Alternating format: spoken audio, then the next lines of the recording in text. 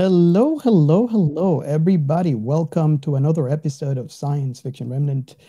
Um, what do we have? Did we forget the quote, Robert? I thought you were gonna say Yes. to I am Robert.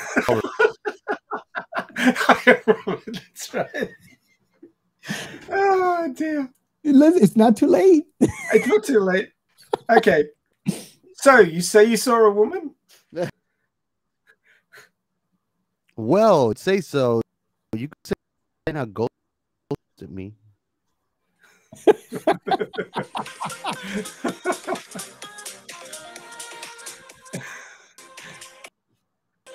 Oh dear. Oh, wow. There you go. Right. We've reached a new high in the level of professionalism. I feel like we've achieved something here. Yeah. You know, we have to Oh, have you a guys- first in this show. I so, yeah. always can surprise you. Yeah.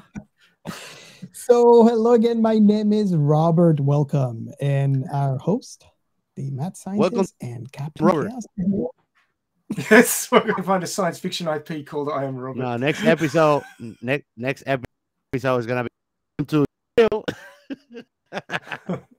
Oh, Real. God. So I'm Ray. I'm down in Australia. In case you were wondering about the accent, and I'm Okay. and the Geo, Chaos Man is the crazy. Chaos Man. YouTube video might be very weird out by me saying that I'm on top of you right now, bro. Uh-huh. And that is That's- the important. So you guys gotta go and watch our YouTube. Subscribe. Get me at the two of my Exactly.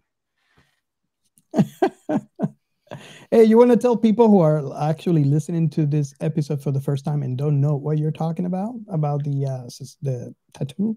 Yeah. Well, it's kind of a promise that I'm gonna make this podcast go places thanks to my ass.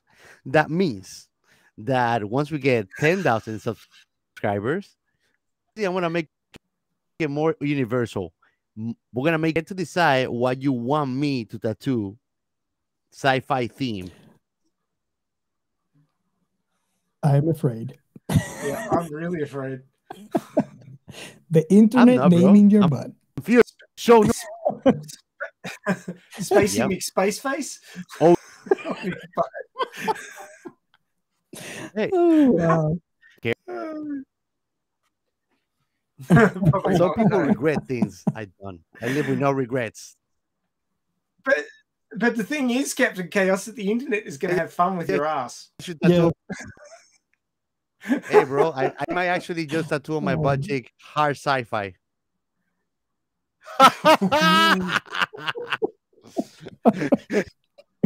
Oh, For a good time, call.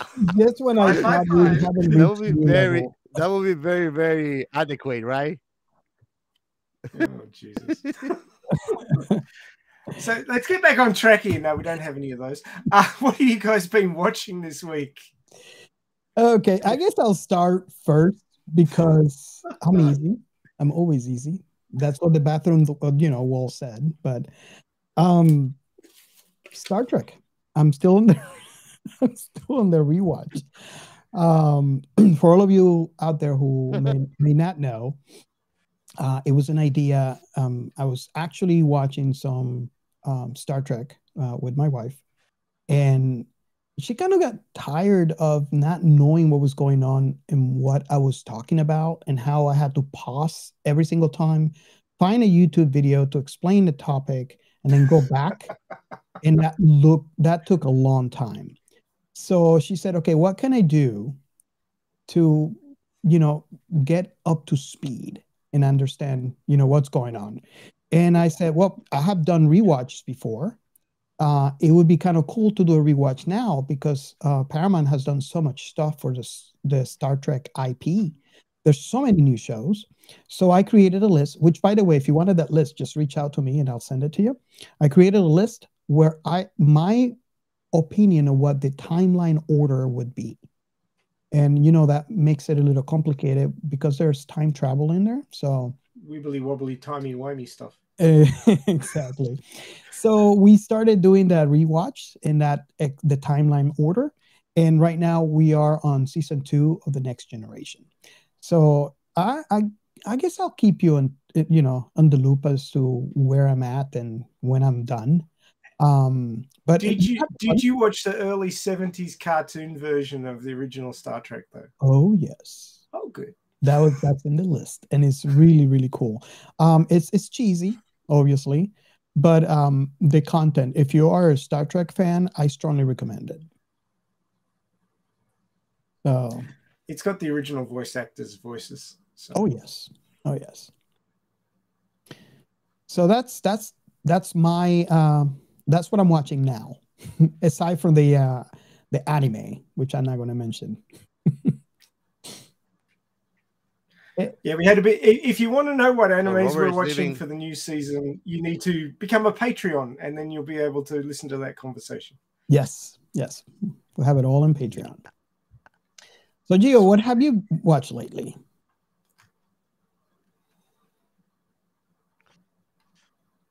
Whole Matrix. I just rewatched the whole Matrix. Nice. But I thought there was only one movie. Sci-fi. It's no sci-fi, but I've been. It's not the Animatrix, yeah, and other stuff. Yeah. It's real. Anything Matrix related. Real.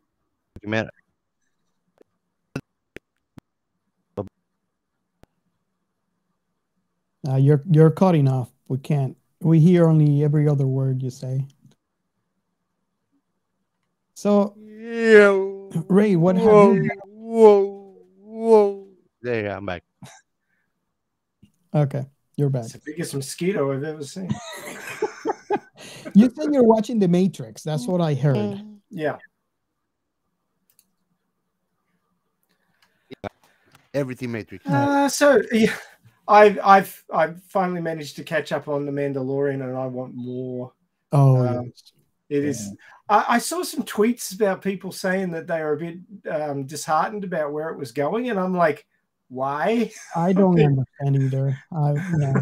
Even my wife was looking at me. It's like, what's? I don't know. I don't get it. I mean, I wake up in the middle of the night and the Mandalorian music is playing in my head. It's one of the like. There's been a few animes where I just won't stop the credits because I enjoy the music so much. But one of the things I really like about the Mandalorian as a series, like from the very beginning, was the fact that in the closing credits they have the still paintings from the nice. What for the show. They call it? Yeah, but they have a special name for it. Yes. What storyboards? Storyboards. Mm-hmm. Yeah, so they're storyboard paintings, and they're done in 3D. So you know that thing that Apple computers do, where they sort of pan around the picture really slowly, and it feels a little bit more, doesn't feel quite so still. Well, they do that, but they've got like the characters in the foreground separate from the characters in the background, and they move separately. So it's got pseudo 3D. And it's just like with that music playing and watching these, it's almost as good as the actual show. It's really entertaining. And I never turn off the closing credits. I always watch them for those. And you see the difference between the show you just watched and what the original storyboards look like, because it always morphs a little bit to its final form. Yeah. And I find that really interesting. So it's just another level of Jon Favreau entertaining the real fans, the people who want to know the differences and all the little details and things. Yeah. So I really enjoy that. But I got to say that Katie Sackhoff, she impressed me as Starbuck in the 2000s Battlestar Galactica, but she is killing it as Bo-Katan. Oh, heck yeah. I mean, I didn't really like the character of Bo-Katan because she was really arrogant when she showed up in season 2. But now that you've got more backstory of her and what she's trying to achieve and what she's been through, because we've got more backstory on her now, I'm really impressed with Katie Sackhoff. She's just killing it. Have you seen Rebels? I've seen the first couple of seasons of Rebels, but I haven't finished it. I think you're gonna get a complete different opinion if you finish the entire Rebel series on Yeah, I Bo-Katan. need to get back and do that. Yeah, Mhm. I've actually started it like 3 times, and then been dragged off into other things. Oh wow, That's not nice. gonna happen then. That's what she said. Yeah.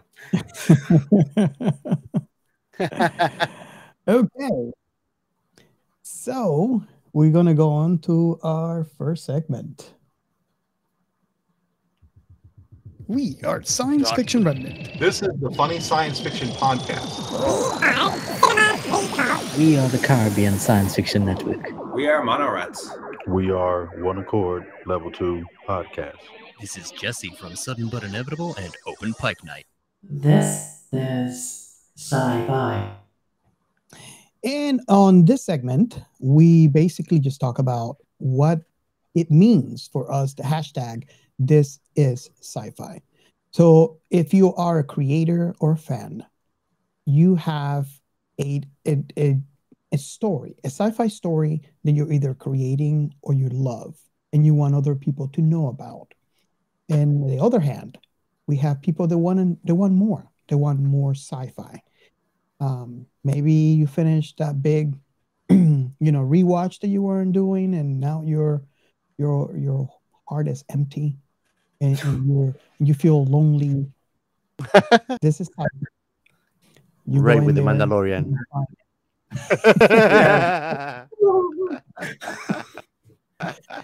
So I invite all of you out there. So, if you have something you want to share, being a creator or fan, post it with the hashtag this is sci-fi. And if you are a sci-fi fan, follow the hashtag. Not only will you discover what other people are into, or what other people are creating that is sci-fi related, but you will actually be engaged in conversation. And that's one of the great things that I really enjoy day in, day out on the hashtag is the conversation, the engagement around the topic that we all love so much. So if you are listening to this show, you're just like us. You love sci-fi. And there's nothing greater than conversation about sci-fi topics. And that is what? Okay. Should we put any context to that? Nope. They have to go watch the video on YouTube to see what that was. So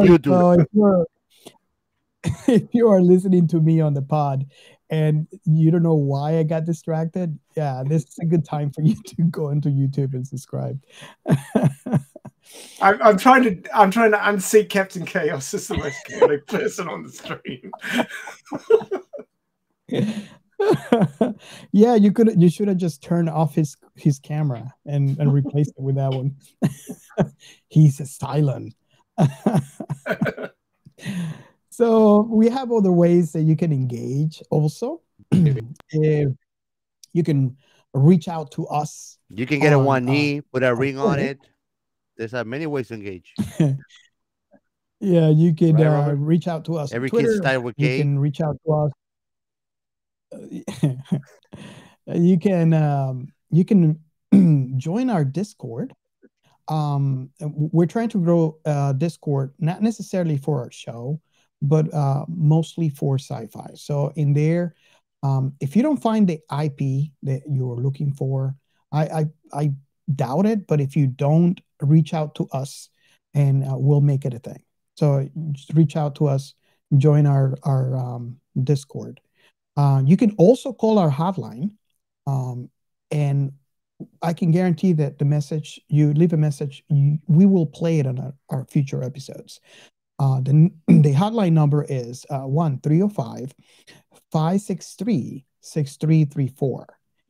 And you can leave a comment about what we have covered in the past, what you want us to cover in the future, or if you have any messages for any of the hosts, hate mail for Captain Chaos, they're all welcome. It's so hot. Please. Here we go. You probably heard us talk about our Patreons. You can I have an follow idea. us on Patreon. and you can get to see our pre-shows. You can see our link basically here. what we do. Exactly.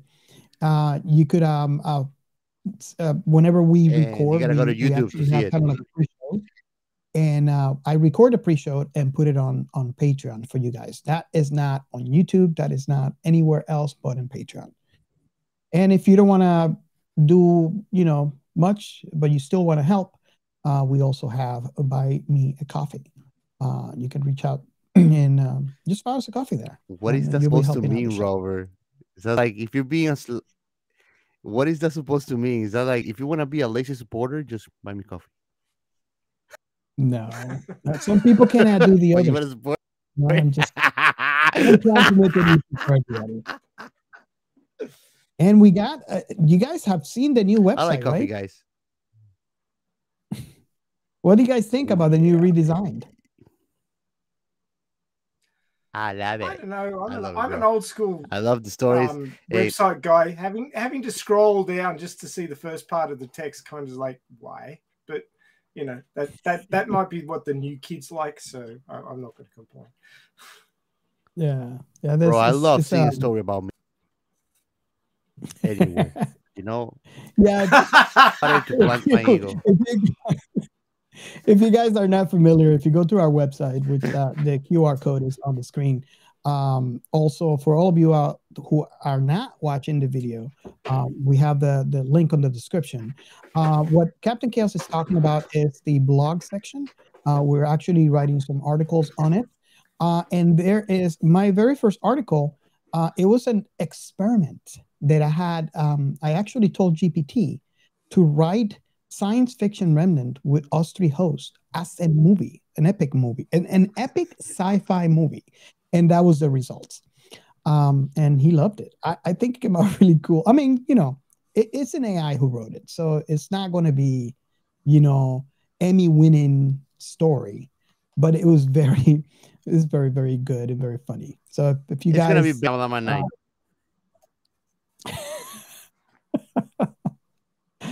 So I invite you guys to go look for it and read it and let us know what you guys think if you enjoyed the cheekiness in there.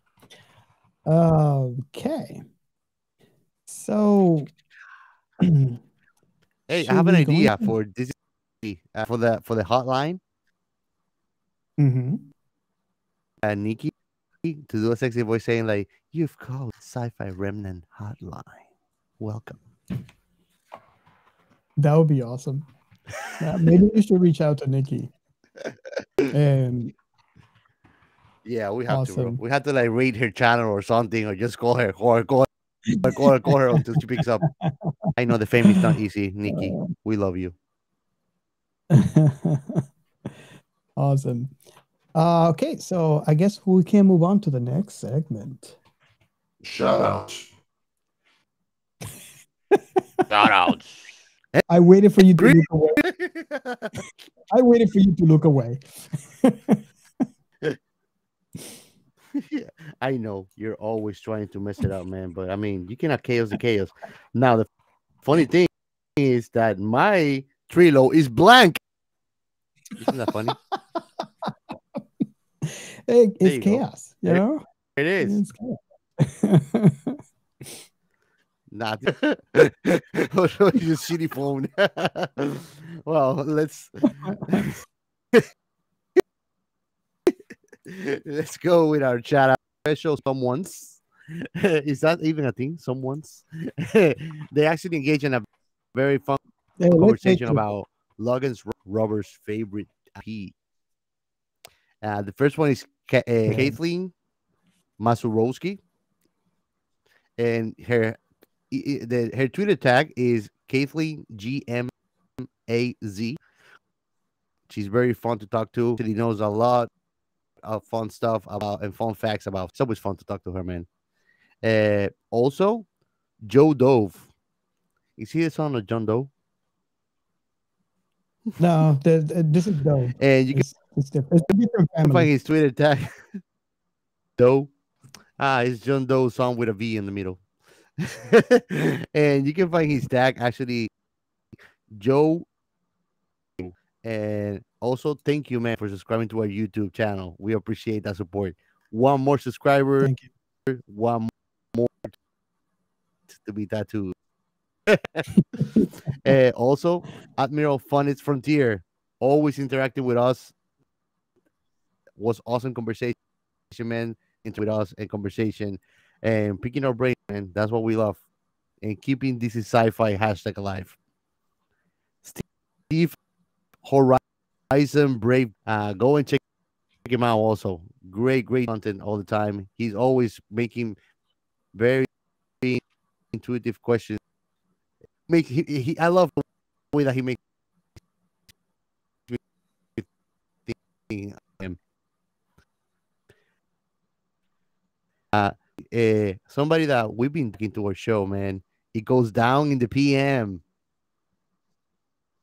Yes. And Yulene has on her YouTube channel. She's amazing. Always awesome conversation. Yes. Her Instagram tag is it go down PM. Out. Fantastic. Would love to have you back in the show. Here, modern pirate, vintage pop culture. Great dude. His tag actually is in Twitter. Plastic. Great image. And the tag is Mars Plastic. Lori Ulster. Fish FLOOBISH. And last but not least, Open Pike. He's a regular with us, man, but he's like or anything is just because he's that great of a podcaster too. That great of a podcast. Yeah. Last but remember that we're part of the Blind Knowledge Network. So content creators of all kinds for all you can also tweet knowledge also in Instagram. There are all social medias. Fantastic group of folk. Just and go and check out. I'm sure that you're gonna find something of your liking in their great variety of content creators. Like Joe likes to say, what's cast, what's not. And that'll be all for today on the shoutouts. Yeah, I just have to mention a special mention here. I was showing you guys prior in the pre-show about an interaction that I had with a podcast called Following Films. You guys probably are familiar with Chris. We had him on the show before. Can't wait to have him again and bring him back. The show is amazing. I listened to the show. And basically what I do, and you probably have seen this for all of you out there who actually follow my Twitter handle, is I listen to a lot of podcasts, especially when I'm at work. So what I do is I do a hashtag called Now Playing, and I put the @ symbol of whatever podcast that I'm listening to together with the link of the episode that I'm listening to. And I do that for every single podcast that I listen to. Sometimes I forget because I'm actually working, and then whenever I have a chance, you probably see like 3 or 4 or 5 posts back to back of episodes that I listened to before. So I have that kind of I want to maybe call it custom, where I do that so people know, what I'm enjoying. I really like to share the stuff that I really like. So Following Films, he listened to our podcast as well. What Chris does is he actually does the Now Playing, but he does, in addition to the link of the episode that he's listening to, he posts an actual image.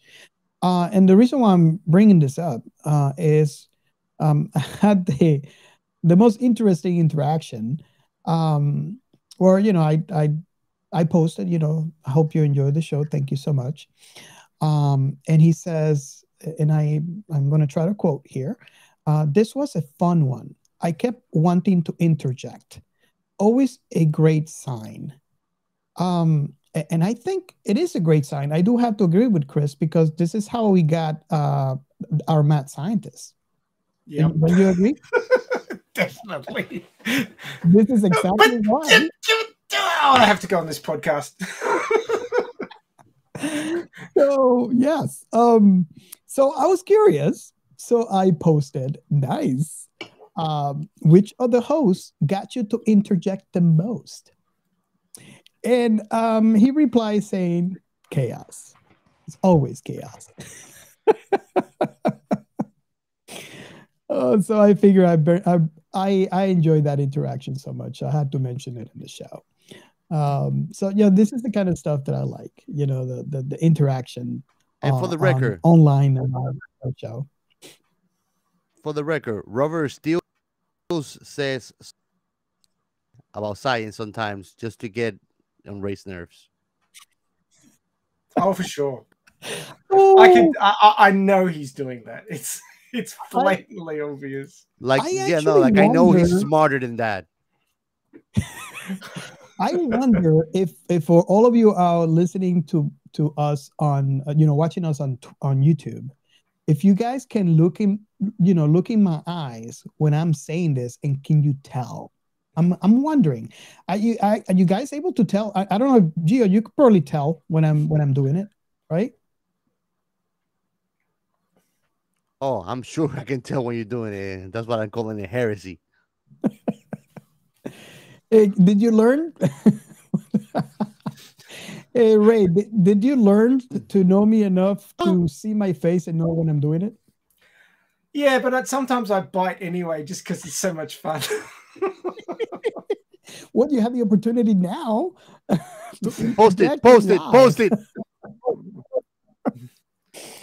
Oh, nice. I was actually hunting for This Is Sci-Fi that I'd seen during the week, but I can't find it now. I think the tweet might have been deleted or something. It was really annoying. Play. Oh.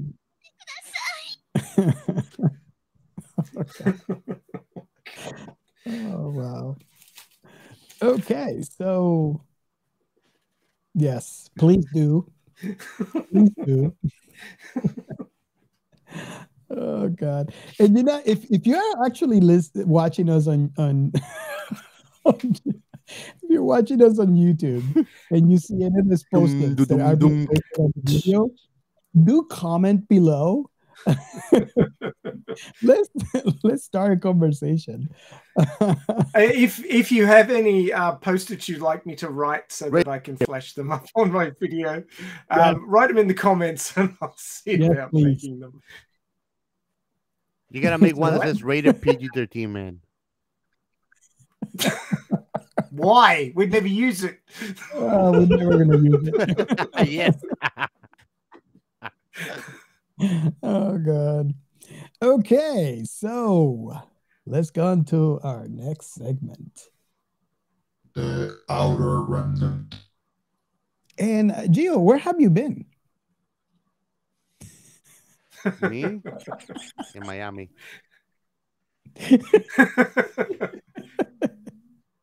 Why do I hear the Miami Vice theme music playing right now?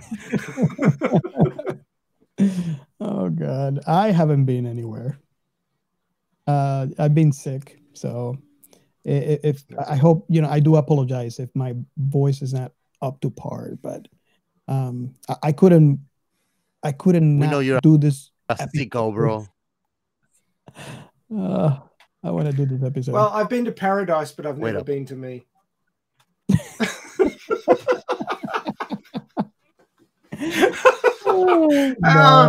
There's a classic that's from a long time ago. And Captain Chaos left because of he just went. Well, I guess I'd better fill this one in because I'm the one that usually appears elsewhere. So yeah, Elita Army Radio Chaos episode 158.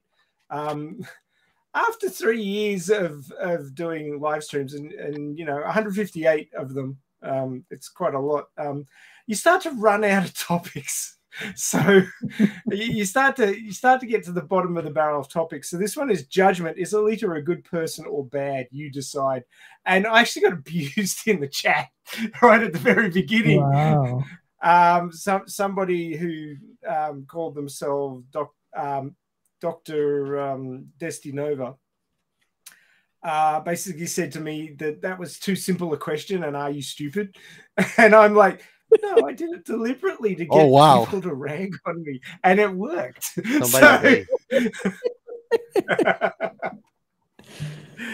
No, well, the question was oversimplified, and the discussion was very complex because Kishiro has been quoted in saying that his work is all shades of grey. Nobody is completely good or completely bad, and that's pretty much how life is. I mean, everybody works selfishly, at least for some certain portion of their life, and a lot of people do things thinking they're doing good when the ultimate result is less than what they intended. And other people just have no morals, so they don't really give a shit. And that's kind of how the discussion went. But they have morals. Well, exactly. But based on how, you know, Alita's story progresses and how her actions start to impact more and more people, and how she positively attempts to impact those lives, we came to the conclusion that she's more good than bad, but she's not an angel. Like, she's an angel of death, certainly, but she's not like the pure, you know, angel kind of deal. But she's basically a good person. So that was the upshot. So now you don't have to listen to the 2 and a bit hours of live stream if you don't want to, but I highly recommend it. It was a good discussion. Yeah. I always enjoy. And remember, kids, hell is full of good people. Yeah. The road to hell is paved with good intentions. Yep. Okay. So I don't know. Are we ready for this episode? I'm not entirely sure. Do we have enough chaos for this chaotic episode? I think we do. Well, this IP was suggested by Captain Chaos, so yes. I'm impressed that I've trained him well enough to get him to suggest animes now. So yeah. You think so highly so of yourself. before we forget, the plot. We have a plot. We have a plot. I have a plot here. Okay, so remember back, if you're old enough, to 1995. It was the mid-90s. Thank you. It's bigger than my post-it notes. So you've got me beaten there. Oh, nice. So if you remember back to the golden age of 90s anime, the animes had a sort of a golden age feel to them. They had epic music, and the shows weren't rushed. They were more sort of high ideal, you know, thinking person's stories. And this group of stories fits right into that. There's a lot that you have to work out for yourself. They don't tell you everything. It's not spoon-fed storytelling. And this is a collection of three anime short movies called Memories. And the first one which we're covering today is Magnetic Rose, but there was also Stink Bomb and Cannon Fodder, which, you know, may be interesting translations from Japanese, the way that they've come out. But certainly I'd say that the most interesting one in its depth is Magnetic Rose, which is what we're covering today. So the runtime of the whole thing's 113 minutes, but I think this one was somewhere around the 40-minute mark, maybe 35. Fair enough. Yes. Okay. I will submit to that.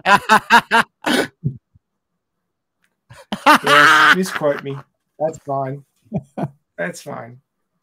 Uh, But anyway, the plot. the Oh, plot. I've disappeared into the writing at the bottom. Magnetic Rose. The Corona, a deep space salvage freighter, is out on a mission where it encounters a distress signal and responds to it. They come upon a spaceship graveyard orbiting a giant space station.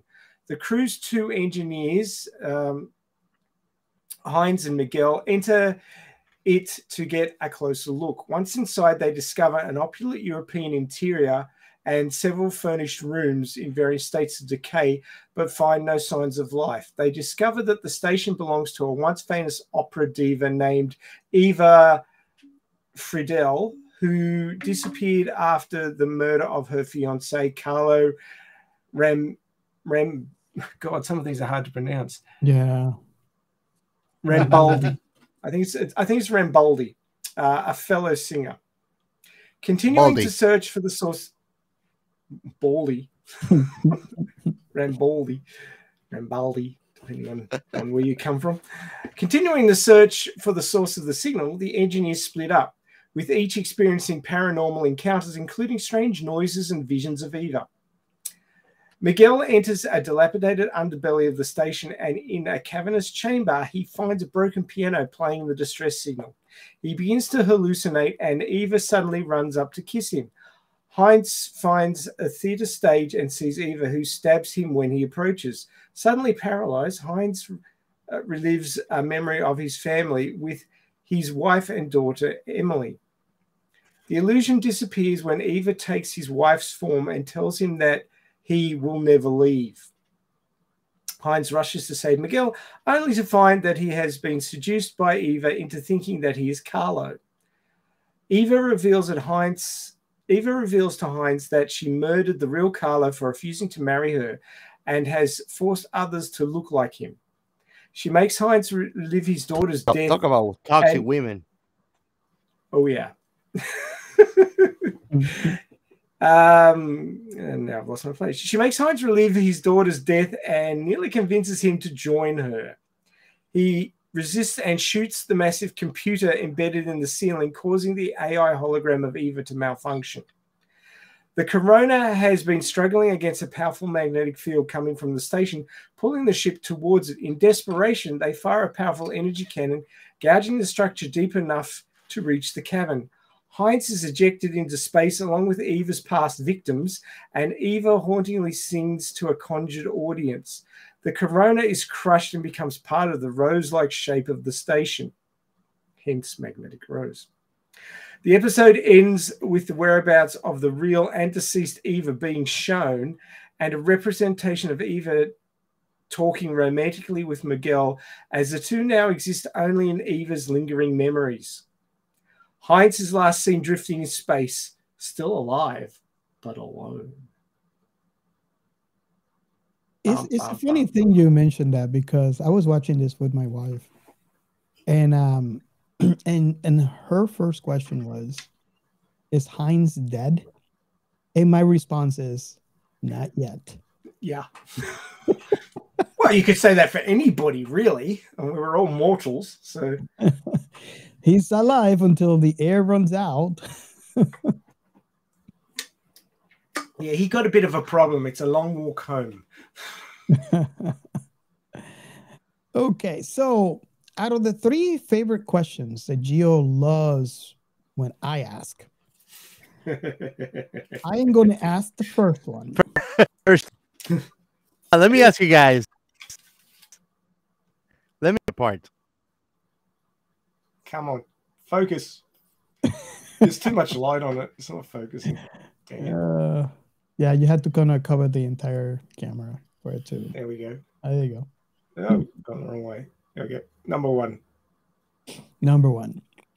So, oldie schooly tickers. First thoughts, right? So basically, how old were you when you saw this for the first time, and what were your first thoughts? I guess I'll go first. I am surprised that I have not seen this before. I saw this for the first time for this episode only. And again, I'm surprised that Captain Chaos is the one who recommended this. It is not the typical, story or movie that I like. As you all know, I don't like dark stories and when everybody dies at the end. Luckily, Hines was apparently alive at the end of this whole thing, so I guess it's not too bad. But you would say, "Oh, this is not something," and I think Captain Chaos himself said, otherwise, I would thought you would not like this, but I know that you like Event Horizon, so you probably are going to like this. And yes, I do like this this part one of Memories, Magnetic Rose. The animation style is unique, kind of refreshing. I'm not sure. I mean, this is 1995, so maybe this is the style at the time. But I mean, I see animes from that era too. So the story, just like Captain Chaos said, it was very reminiscent to Event Horizon, even though it's not the same story. The music, yeah, it's not as bloody.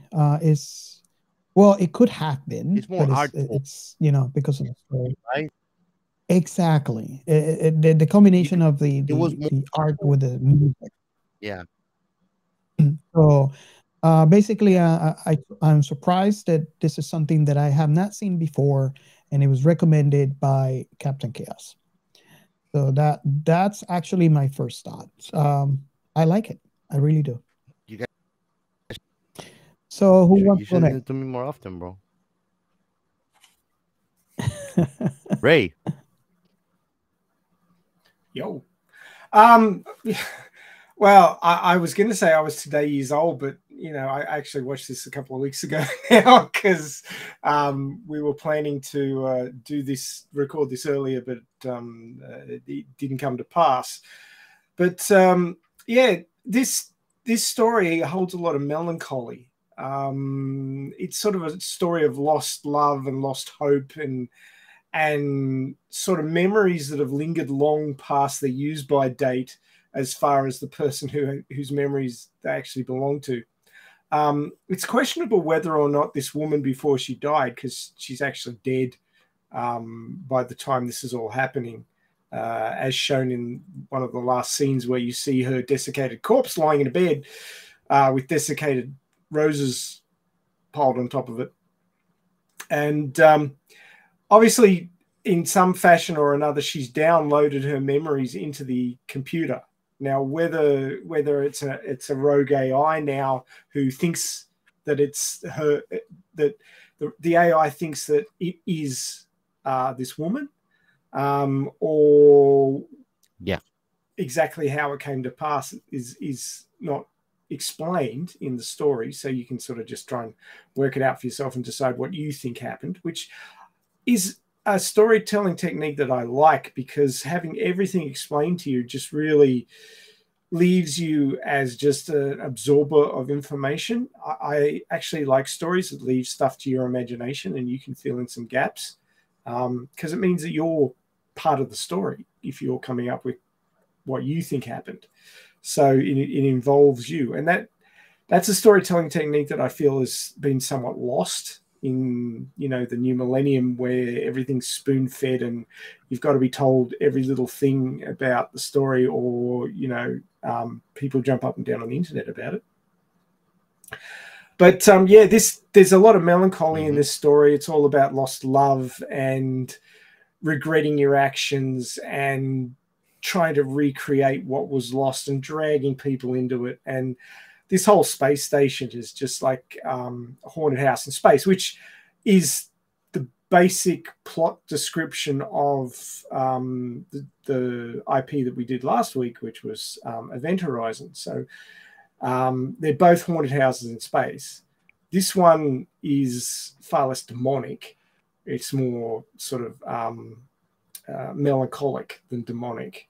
Yeah. But it's still quite a deep story, and there's a lot to it that's sort of arty, and it really has a different vibe from the sort of stories that you get these days. It's not trying to be kitsch. It's not trying to, be current. It's actually sort of looking back, and it does have an old-timey, old-worldy sort of feel to it, which would have been the case even when it was released in 1995, because it kind of felt 70s sort of. Where this sort of stuff might have been happening in the 70s. It had that sort of feel to it. My sort of go-to comparison would be if you are a fan of James Bond. James Bond's been going for so many decades now that you can actually watch through the James Bond movies and see 60s-esque, 70s-esque, 80s-esque, 90s-esque, 2000s-esque, teens-esque, all the way up to the most recent James Bond movie.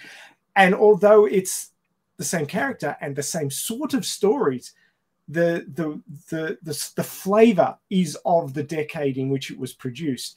And this story has the sort of 70s flavor that you'd see in 70s James Bond movies, that sort of come out of the 60s. Everything's a bit harsher now, but it's got that sort of rich old worldy feeling which James Bond often had when he was infiltrating billionaires' mansions and all that sort of stuff. So you get that sort of feel to it. Do you know what I'm talking about? I get what you. Yeah. Does that make sense to you? I don't know how much James Bond you guys have watched, but it that feel to me. Yeah, I agree. I definitely agree. But if you watch around this IP and the other animes of the time, like Appleseed and Akira and all those sorts of things, it does share a lot of those aesthetics that the big productions of the time had, sort of with the grandiose but decaying sense of, well, humanity's produced all these wonderful things, but a lot of it's decaying now, and it's all about regret and melancholy, and there's a lot of those sort of undercurrents in a lot of the anime of the time. And this one specifically, this specific story, has a lot of that sort of melancholic feeling as well, because the person who had the memories is gone, and now it's just this bank of memories in this AI that's trying to force itself on whoever it can capture with the magnetic field of the decaying station. It's almost like the memories have taken on a life of their own, and they're trying to fix what was broken when Carlos was murdered by Eva. And it's dragging other people to their doom along with it. So it's like, oh dear. But it's a really interesting story. I don't think it's an aesthetic that I really sort of enjoy as much as other aesthetics, but the story is really interesting, and it's not spoon-fed to you. You've got to really think about it, which I like as well. There's the audience needs to have a think about what's going on, and you may even watch it 2 or 3 times to really get a grasp of what you're seeing. Yeah, which means that it's entertaining you more than the once. It's not a popcorn story. I gotta ask. I mean, I'm very, very curious. You guys all heard from me and the Mad Scientist, but now I really want to hear from the person who recommended Captain Chaos. How old were you, and what was your first impression? And in addition to that, once you're done, if you can tell us why you selected this particular part of the movie for us to review.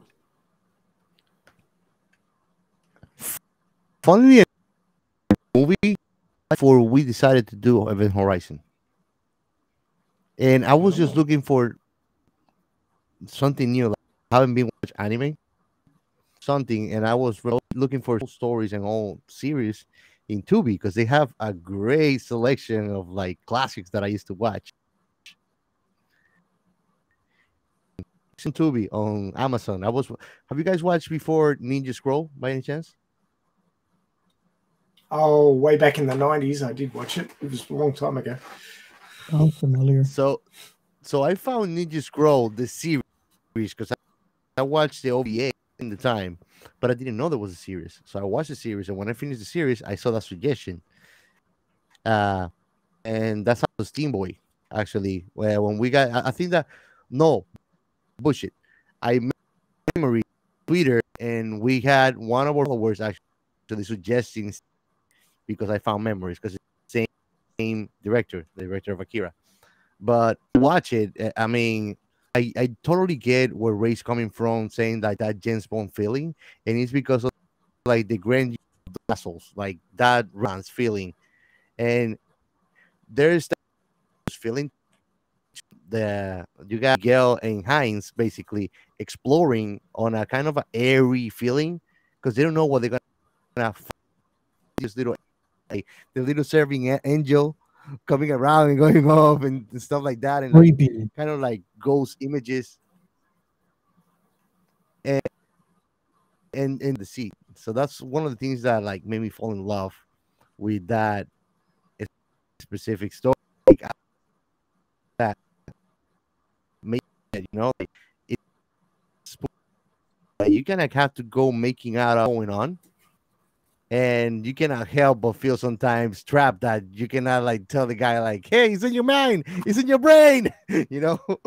Funnily enough, I felt Giminish feeling. I kind of saw it more like Cowboy Bebop feel, which was made kind of in the same era. Something that I've noticed about her is that most of his creation are kind of like the same style. So when you look at Akira, even the creation is not much different. Even Steam Boy, that is a brand new thing. Steam Boy is 2014 creation. Still have the same drawing style. It grows if you think about it. So when you look at the drawing style, that doesn't change much. He's able to, this is something I love about great directors when it comes to animes, is they are loyal to their drawing style, and they can change the whole universe, and you can still see their signature on every little piece of art that they create on it. And I mean, I loved everything about it. One thing that Ray was mentioning about Eva that led me wondering, this is a movie that I cover Transcendence.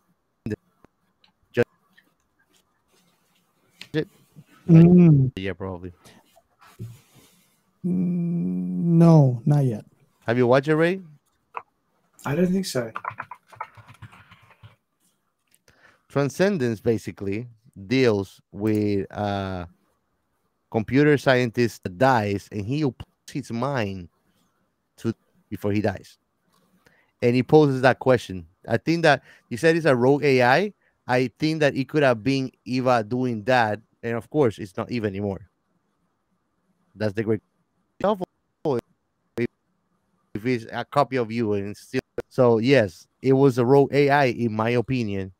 But using as a core identity, Eva made it completely, because I mean, it's not using logic; it's using these core values that this person had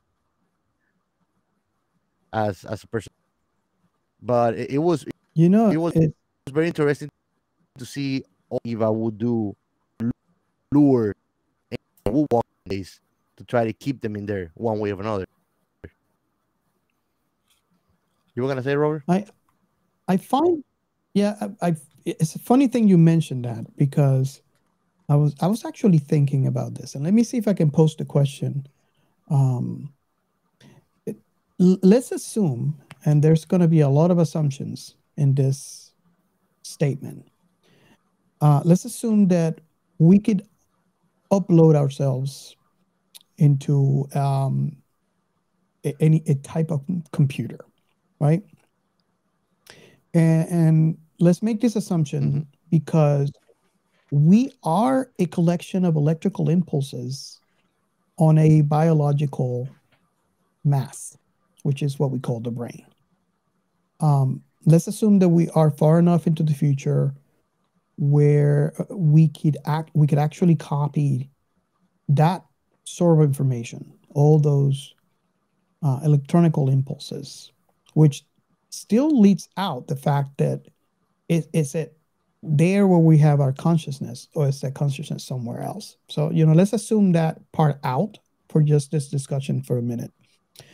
And we're far enough into the future where, just like in this movie, Ava is able to download herself just before she dies into a machine, right? We are who we are, and this is something that I have said so many times in previous episodes. We are who we are based on our past experiences, our surroundings, and how we feel at the time. All that could be influenced by biological systems that could influence the mood, which also influences what we are experiencing. So that's the reason why two different people could have a complete different experience on the same happening, right? So we are dependent on this biomass. Or our eyes, which, by the way, we can't really see. We can't really say that we are seeing what we're seeing, because what we're seeing is an interpretation of what our eyes is seeing from the light that is being bounced from whatever object we're looking at. So, that's just an example of, eyes. There's touch, there's feel, there's all this stuff.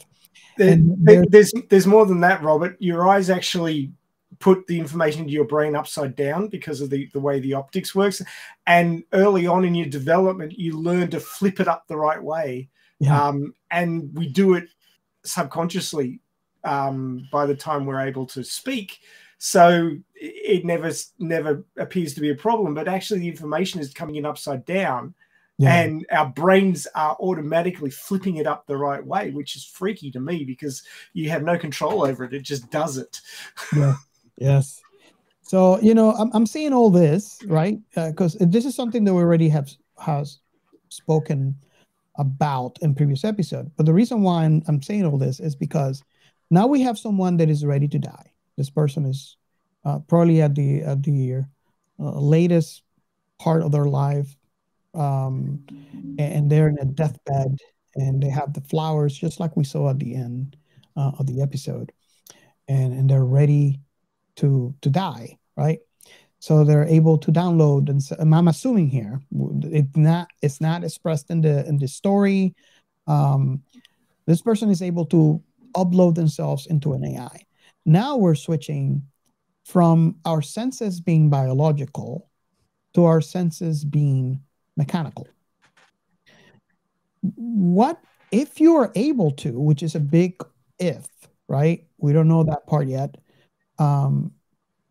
What that would do to our psyche to switch from a way of seeing things, a way to feel things, a way to sense things that is biological in form, to be now mechanical in form.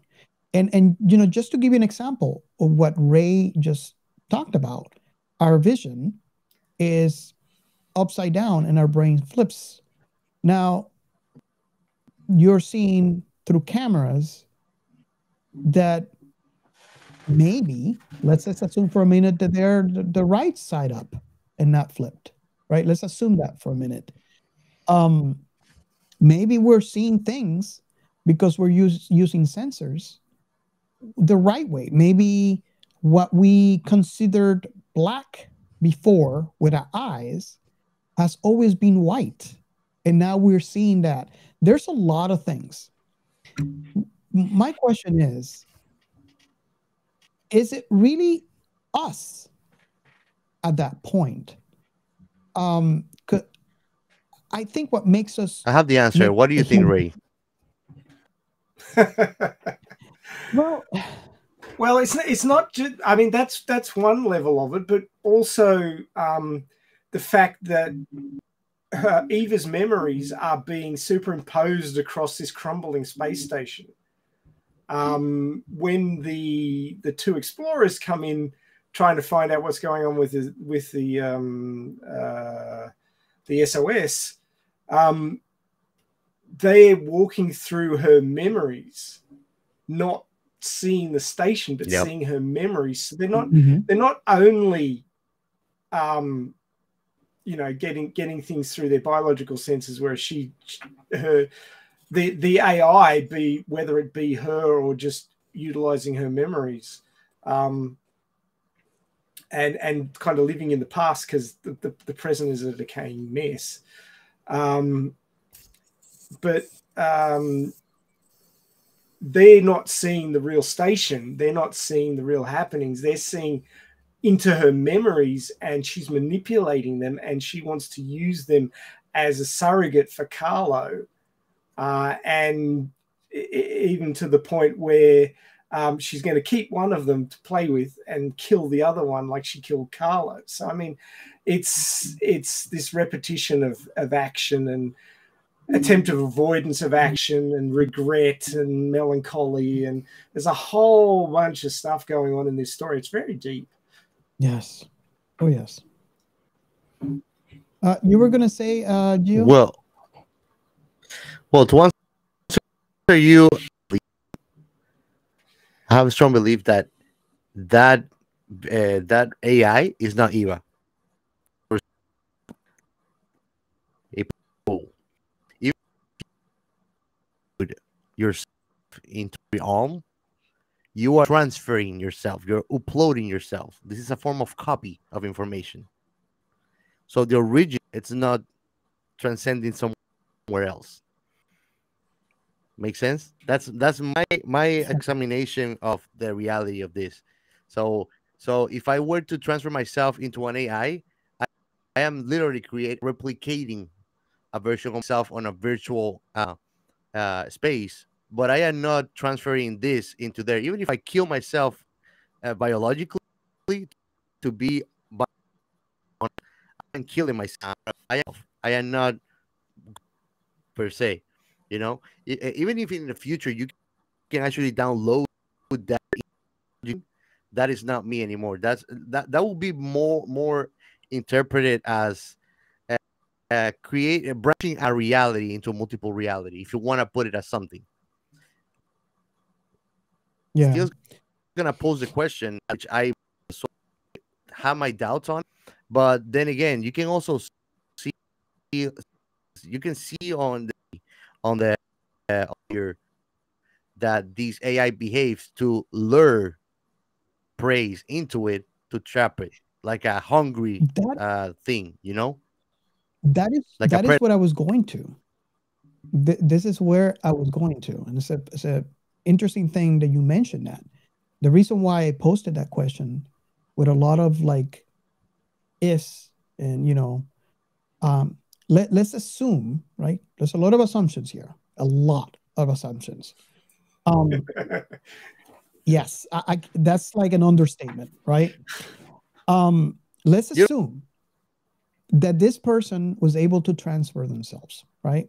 We all know that, that's just a copy, but let's assume that, they were able to do a transfer. And where I'm going with this is this person transferred themselves to a machine. They don't have the biology necessary for the person to become a person. Assuming that this person transferred successfully, I believe that this person will cease to become a person. And because I'm not sure about the feelings, because of, can you have feelings without a biological senses. Because I mean, Ray could probably speak a lot more to that with the chemical imbalances in your body. It helps with that, but you don't have that anymore.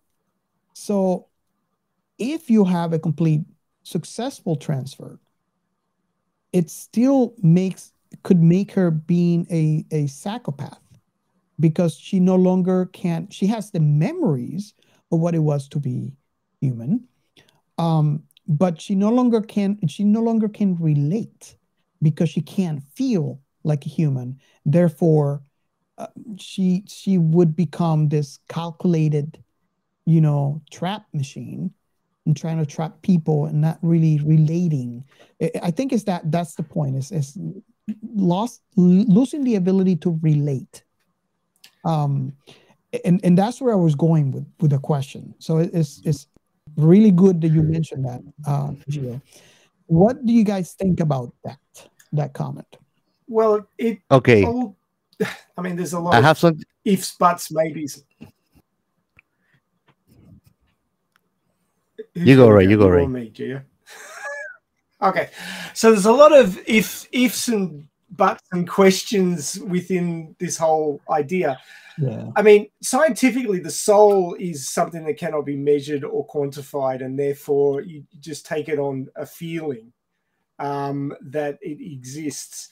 But is the soul a product of the biological machinery on which our consciousness resides? And if you move, it's like porting a game. You port a game from one system to another, it never works quite the same way, because the underlying mechanics and the underlying operating system is different. So you've got to tweak it to try and get it to simulate what it was originally on its original platform. And this would be the same thing. It would never quite run the same way, because the original OS and the hardware is different. So you can't quite get the same result. You can get something similar, but it wouldn't necessarily be exactly the same thing. And is the soul a product of the biological machinery, in inverted commas, on which our consciousness resides? And if you move that consciousness to something else, would it then be different? And would we not have the soul anymore because we're not in our original biological system? Or is the soul something else entirely, which is undefinable, and may or may not be transferred across? I mean, it's all very ephemeral and very hard to pin down, in which case you can't discuss it with any certainty. So, I mean, it's an interesting idea to discuss, but there's no way to hammer it out either way. A, because we can't transfer people's consciousnesses into computers yet. And B, we don't know exactly what the result would be. But I mean, there's been a lot of sci-fi stories where people's consciousnesses have been transferred into machines and they lose their humanity. And it could be that they're not simulating those hormonal triggers, responses, limiters, and all those sorts of things. Like, where does fear reside? Fear has a lot to do with our hormones and how the hormones affect our thinking and our functions, adrenaline and various other hormones. But that system, unless it's simulated within the computer, would not exist. And therefore, if they haven't thought that far down, the resulting AI version of a person would act differently, because it wouldn't have those effectors affecting it or being part of its makeup. So it's really hard to say as a sort of a thought experiment, how far down would the simulation be? And in the end, it's only a simulation. It's not running on the same wetware that we're currently running on now as biological organisms. It's now on hardware, and being on a different platform, there would be limitations to the simulation, and there'd also be differences that you couldn't necessarily account for in something as complex as a human mind that you're trying to replicate. So, I mean, I'm sure that when we get to that technological point where we can attempt this, and I'm sure that being human beings, we will attempt it, because it's something that's existed in sci-fi for a long time, and it's existed in scientists' mind for a long time, that, you know, I don't want to die. I want to put myself into my brain or my consciousness into a computer so that I can keep going. But you won't be going as a biological human anymore. You will be something different. You can't help it because you're on a different platform. So, and the other issue that would happen is the storage of memories. That becomes, I mean, it's already an issue for, well, it's technically not an issue for humans because we don't live long enough to worry about it. But as a machine, if assuming that the machine is well kept, it has the potential of being alive for longer. What's going to happen? What's going to happen to the storage? You know, that's going to be another issue. Gio, you were going to say something. You let Ray go first. I'm not sure if actually pointers. I got some good actually that are gonna make very good. First off, it doesn't have its own narrative. The AI has a narrative created from an perspective, right? It doesn't have of its own, say, and that is there a big paradoxical personality behavior. The other thing is that it lacks humanity. It behaves like a psychopath, and known that psychopathical behavior lacks a lot, if you think about it, because the way that she lures everybody that comes in and to keep them, that's not human. That's very, very inhuman. And I'm not judging the AI per se. It's just its nature, you know. It doesn't. The biggest question is: it's a rogue itself aware that it is an AI, and it behaves like an AI because it doesn't know it anyways. So it likes humanity and behaves like a.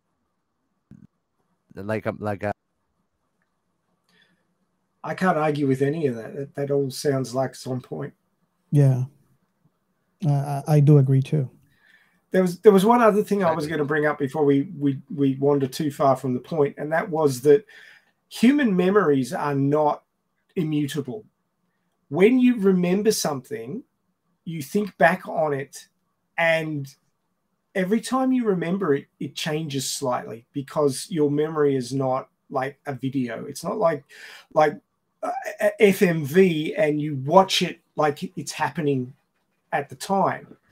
And every time that you remember something, you actually modify it slightly. And then you don't actually remember the original memory. You remember your remembering of the memory. So if you've got a memory that's really grating on you, you know, it's something that was really emotional and you haven't managed to process it yet, and you go and remember it over and over and over again, it will change over time for you. And what you'll be remembering is the changes that you've made every time you've remembered it, not the original incident.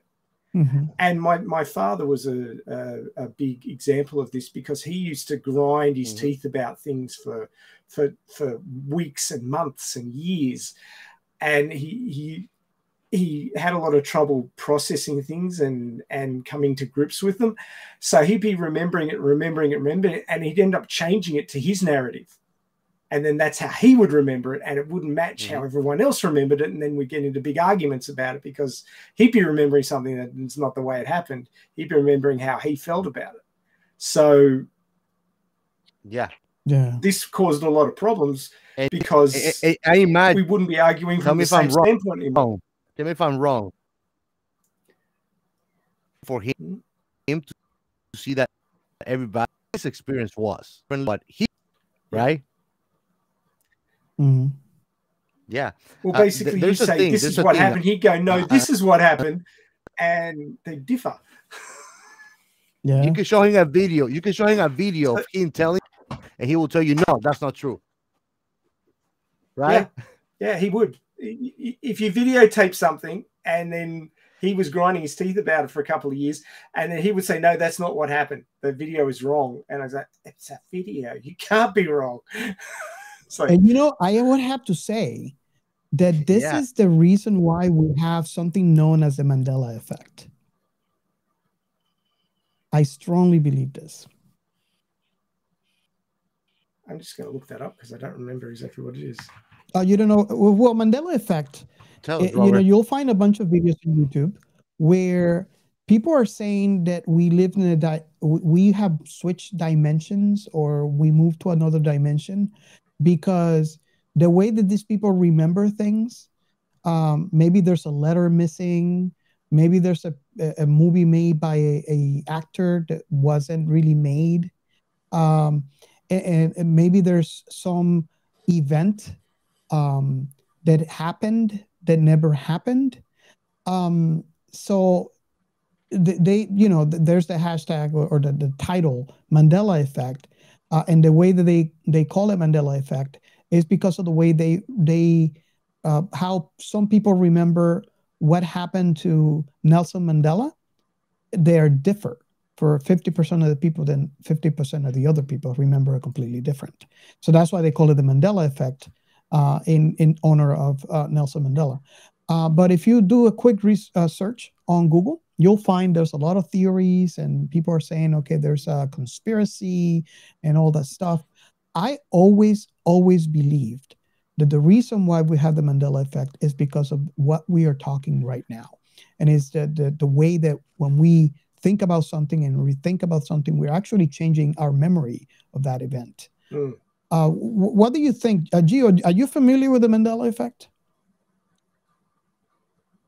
I am somehow familiar, but here's another point that I wanted to bring: the anecdote and the reality of what Ray was telling us. And is even when you remembering things is like playing that game of the phone game. I start telling something back to something on top of that is experience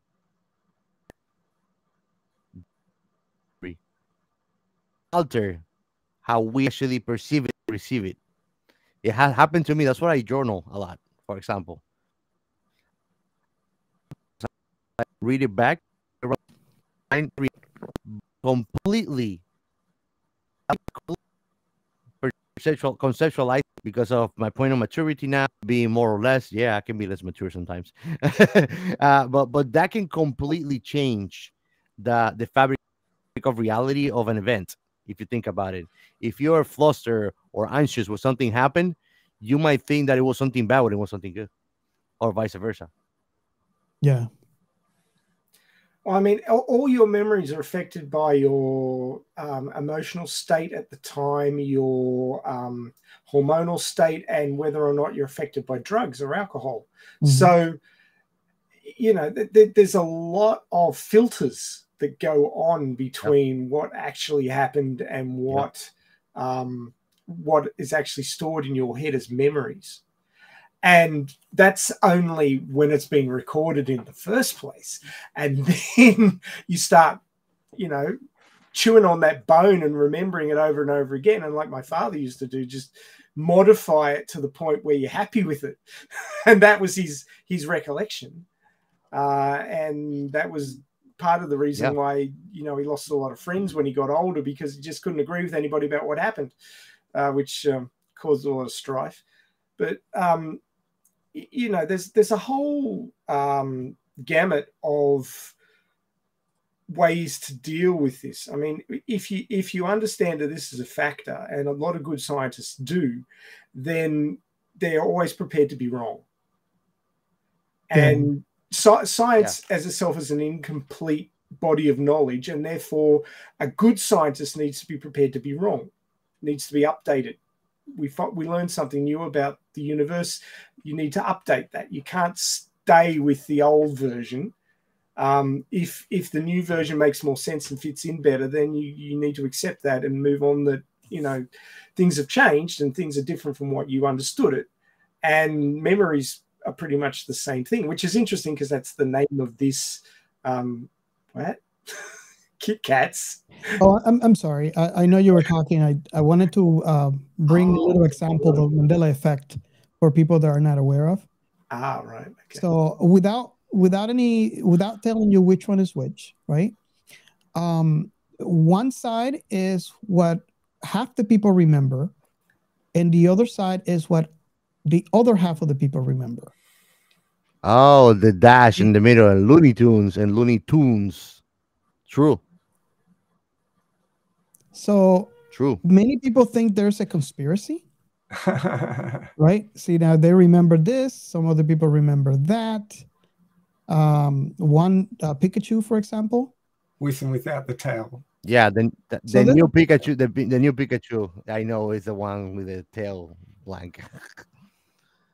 Yeah. So that's just to bring you an example, and that's exactly what I was talking about when I said this to me has always been the way we remember and think about things and how we change the memory of that. To me, some people think a lot about it, maybe for nostalgic reasons. I am guilty of that. And the more you remember things, the more they change.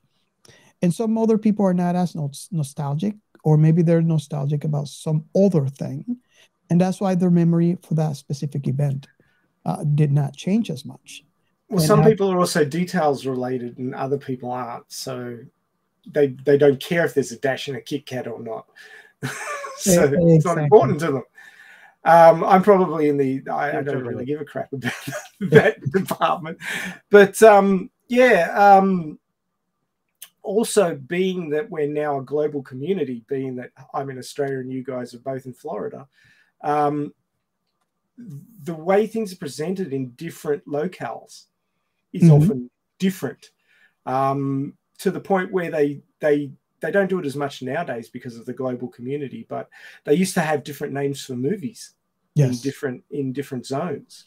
So if you go back 10 years or so, the names of the movies down here would be different from the names of the movies in the US, and people would be getting horribly confused as the internet was growing when you're trying to talk about the same thing and they have different names. So if you're an anime fan, you'll probably relate a lot. Yeah. And then when you're translating between different languages, the meanings change significantly as well. So I mean, none of this information is set in stone. Everything's mutable, and everybody gets a different version of the events because they're all looking at it from a different perspective. Like the three of us could be sitting in the same room and see the same thing happen and get three different versions that don't sound like the same thing because of our emotional state at the time, if we're well or not. Robert, if I know for that, if what reason for that by definition? It's because every single person creates meaning from experience. Exactly. Creating it means that we don't experience life in the same way. That's like trying to put our experience on the same standardized way as shoe size or t-shirt size. It's not the same. It's malfunction. And again, we've spoken before that our personalities are a conglomerate of our past experience. And none of those, even though we like to think that we're one and the same, living to the same experience, it's not. Every single one of us lives through scenarios in a general the same, or we don't live exactly the same ever in our life. Meaningful experience, depending on how you got to where you are today. I'll never be that. So therefore, the beauty is in the eye of the beholder too. It's like me trying to explain to you how I perceive something, but I'm trying to recreate in your mind what exists on mine, and that's not really possible on a physical level or on a virtual level. Well, there's limitations of language as well. So, language is imperfect. Mm-hmm. Yeah. Very limited. I agree 100%. And then when you're translating from Japanese to English, the Japanese language has a lot of nuance that just doesn't translate. So you lose a bit there as well. I even find that between Spanish and English, which is supposed to be a lot closer. Well, they are a lot closer, yeah. But I mean, there's always localizations of meaning. So I agree 100% with that. I always like the fact that there's a vehicle in the 90s called the Holden Pajero, which is a four-wheel drive, and Pajero and Pajero. It's like, okay. True. And if you would know what it means for Dominicans, Robert. yeah, that's completely different. That's But that's the localization of language and meaning, and it even comes down to individuals, as Gio was saying. Yeah. Another thing that I was thinking about when I was watching this movie is, we see Hein and Miguel entering this thing, and they're basically interacting with the made up memories from Ava, right? What does it take for this AI? And this is something that I was thinking about, especially with Miguel, which to me seems the most affected. What would it take for this AI to actually control your brain? And because, I mean, I don't know if you were like me, but in some cases, I was just like, dude, don't you realize that it's not, I mean, it even happened to Heinz, where he, This is where it gets very close to the Event Horizon.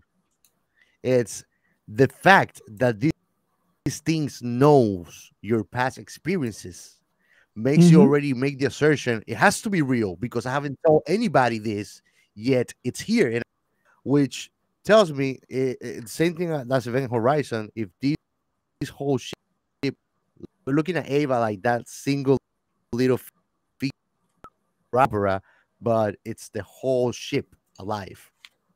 And if there's some kind of bio component that acts as a psychoactive drug or psychoactive component in your brain memories, it can trigger and make you vulnerable because of that. And it's funny because now that you mentioned Miguel and Heinz, they had some kind of, I want to say good, bad, but Heinz was constantly on the alert mode, and Miguel was more on a exploring of kind of mind state. If you think about it. But the reason why I'm bringing this question is because it happened to me. I don't know if this happened to you too. But vulnerable. Yeah. I was thinking because, like, when you walk in, you're walking into this thing, regardless of what you see, where you are because you just entered this place. And then I see them being confused by what they see. Right. And, let's assume this AI can change your environment. It can change what you see. It can change the temperature. It can provide wind, to make you feel like you're in a metal, but you still know where you are, regardless of what you see and what you feel. So the fact that, especially for Miguel, he's so intertwined into this memory leads me to believe that this is going past, like, just display, and he's going into the realm of mind control. And that's the thing that I'm obviously the story doesn't tell you anything about this. This is all, interpretation. But I was very curious to see your thoughts on this, or is it just, Robert being overthinking things? Well, we know that Robert overthinks things, so we can tick that box right now without going any further. But Yeah. oftentimes you're overthinking And words out of some my- very interesting points. Yeah, we know it, don't we, Gio? We know how this guy works. But it's interesting how susceptible, I would say, the two of them are, and how it varies. And again, it speaks to individual experiences and how they can be different. What some people are,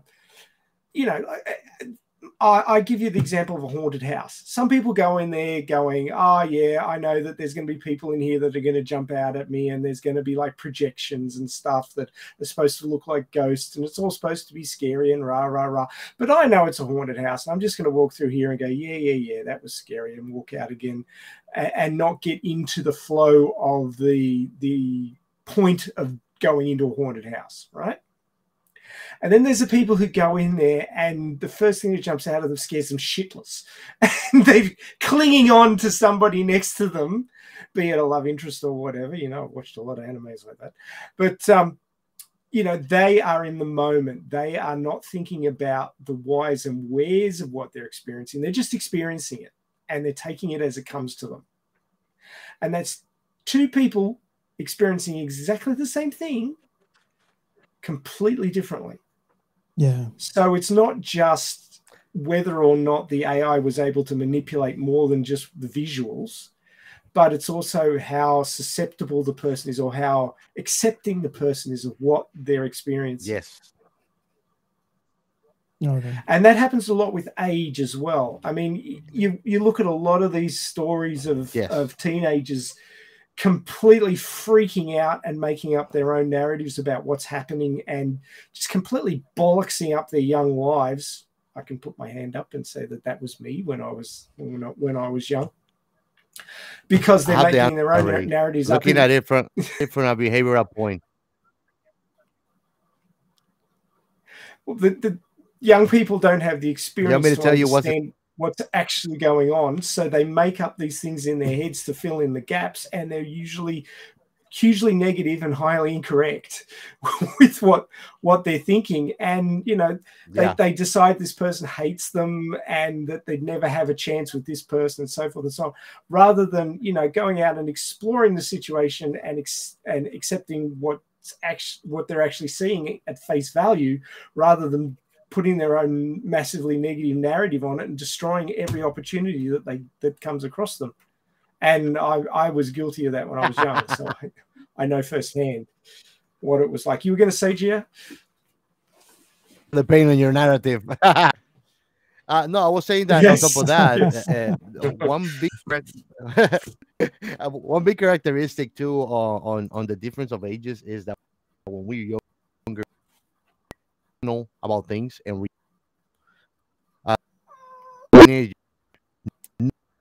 some people grow out of that, and some people definitely don't. Yeah. And later on, as we age, we realize, now I understand. And the thing is that as we age, instead of being so emotional, we become more mental, and we value more things over time. Nostalgic. Well, I don't know how you can put it on English. Do you know how you put that saying on English, Robert? Nadie aprende por cabeza ajena. Well, you're saying it right. You don't learn from other people's experiences, but your own. You've got to you have to do it to really get it. Mm-hmm. Exactly. Like how many times? Many times it was told to me like you had to go and do the consequence, the altercation, and the reason why I'm telling you this. Unfortunately, parents want us to go through it, until they mature and they understand. Yeah, he's gonna Yeah, have to go and hit the exactly. wall, so he understands it's gonna hurt. Letting That's people the you care important thing about is like make those mistakes is a really hard thing to do. Yeah. Oh yeah. I understand that. it is. I have two daughters. The big demonstration of maturity, allowing them to do so and being after they have that wall or get that taste of reality without judgment. To understand It's a that that's just it and they're not a bad person for it. They just had to learn it. Unfortunately, society uh, doesn't. I don't think you could see the value of failure in society today, and the importance of Unfortunately, failure. that's I know you're taught never to make a mistake. You got to get everything right, and it's a huge fallacy because you learn far less getting it right than you do getting it wrong. Yes, you need to mess it I up. mean, nobody You need to mess was it up. born. Nobody was born all knowing. Mhm. Nobody I was don't know born about you, but I had was. a bias is the voice appearance. Oh, me? No, man, I'm the worst. I'm the oldest of my siblings, and I tell them, good guy, up enough. So if you're gonna do it, I screwed up enough for all nobody- of you. That's what you say. yeah, exactly. I'm the guinea. On top of that too, I think that the like older generations, I probably will be the dying line in there. You don't have that in these new generations, but you had harder man on the teaching side, which made us more docile to those teachings. And now you have more revelry and less docility, and that makes it more difficult for that pathway of behavioral and learning to be drawn the proper way, which makes it painful that it has to be. And that's why we have to And cover one the funny thing documentary about The Office, Idiocracy. why? Oh yes, I want to do that one. Oh, Idiocracy. We Oh gotta do the yeah, documentary. Rando. Man, that was Watering the Best plants with president ever. sports drink. Yeah, We should do that next. Hell yeah. we could. Water? What's that? That's in the toilet. What do you drink, Brando? That Toilet was fluid. quencher. Toilet fluid. Toilet fluid. A department store so big that you need a train to get around it. Oh wow! After the show, guys, for Ray, you guys want to see some fun stuff in Starbucks?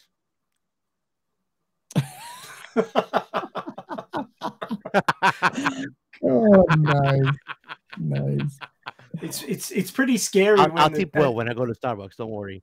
They treat me It's nice. pretty scary when the most average guy there is becomes the most intelligent person on the planet. It's like, Yeah. whoa, the bar Wow. has not Oh just my dropped, God. it has fallen to the ground. Yeah. yes, yes, yes. One So, curious yeah, thing we that I gotta saw do about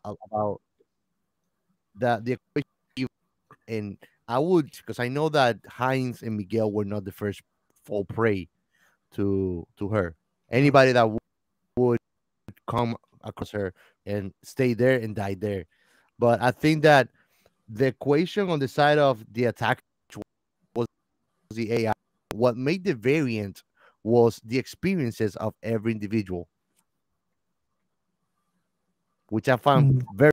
So if you think about it, if you got somebody that is full-on psychopath, you probably would catch him because they are so disconnected from that they see a vision, they don't react to it. Which would have been interesting to see a character playing out on that scenario like that. How we fail step by step. Yeah. Maybe somebody who's a space pirate who just doesn't give a crap about morality or other people who rocked up there. Yeah. They're so it that they're not gonna be triggered by it, you know. Yeah. But I think when the AI took on her memories, it also took on her obsession with this situation that occurred where she killed the person she loved the most because he wouldn't marry her.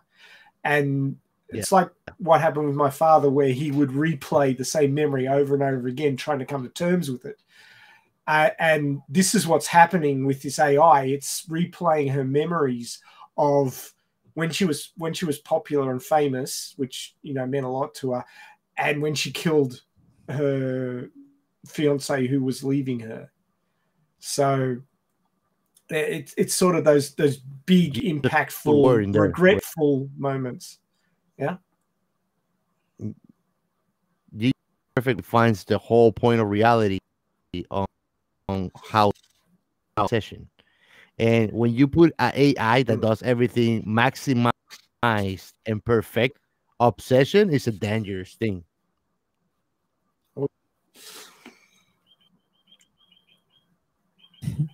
Because I mean, look at it. If you look at it, if you look at the point of things are good or bad, the duality of things for an AI, there's no good or bad. There's just an obsession is just one more task that is gonna just over excel at. And when you look at the way of behavior of the AI, it just has one goal, and it's to feed itself by trapping and luring prey into it. Of this backstory has.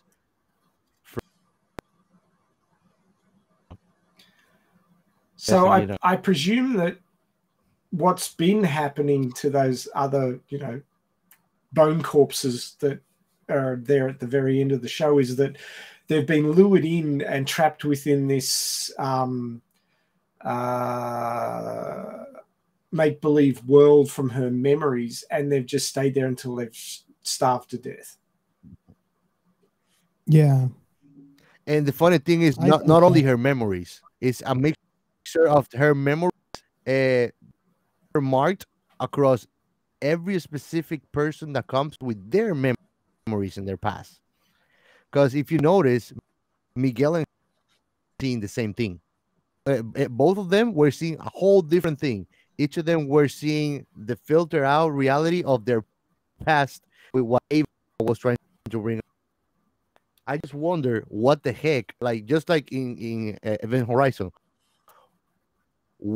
what owners bring the worst out of their past and allow the AI, or if the AI, it just this works on them, but the AI might not even be seen. It's like me being a fortune teller. It's a case of I'm not, but a brotive that is gonna make you tell me, and I just gonna kind of improvise. Yeah, it's all about manipulation, and fear is a great manipulator. If you can play into other people's fears and you know, make them afraid and also draw out their desires within that fear, then you've got a great way of manipulating and controlling people. And that's what the AI was doing. For Hines, who was worried about getting back to his family, the AI was killing his daughter, which was one of his greatest fears. And he didn't want that to happen, so he was doing whatever he could to stop it, and that was how it was manipulating, controlling him. The other guy was a lonely single who was looking for love, and that's how the AI was using Eva's memories as a beautiful woman to draw him in and trap him. So Ava would probably use a science fiction Rena with all three of us. She could try. I will have fun with her. Oh, I know you would. I'd like to see that. I'd like to watch that happen. I think you'll probably run away from Captain Chaos. She'd run from him. She probably would. Either that or I will be like a bug in the system.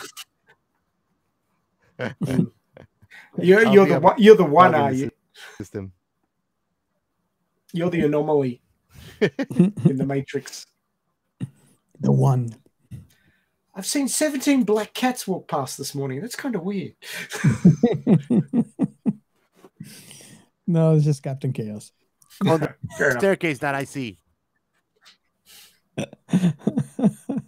And use my Oh, umbrella. wow. The-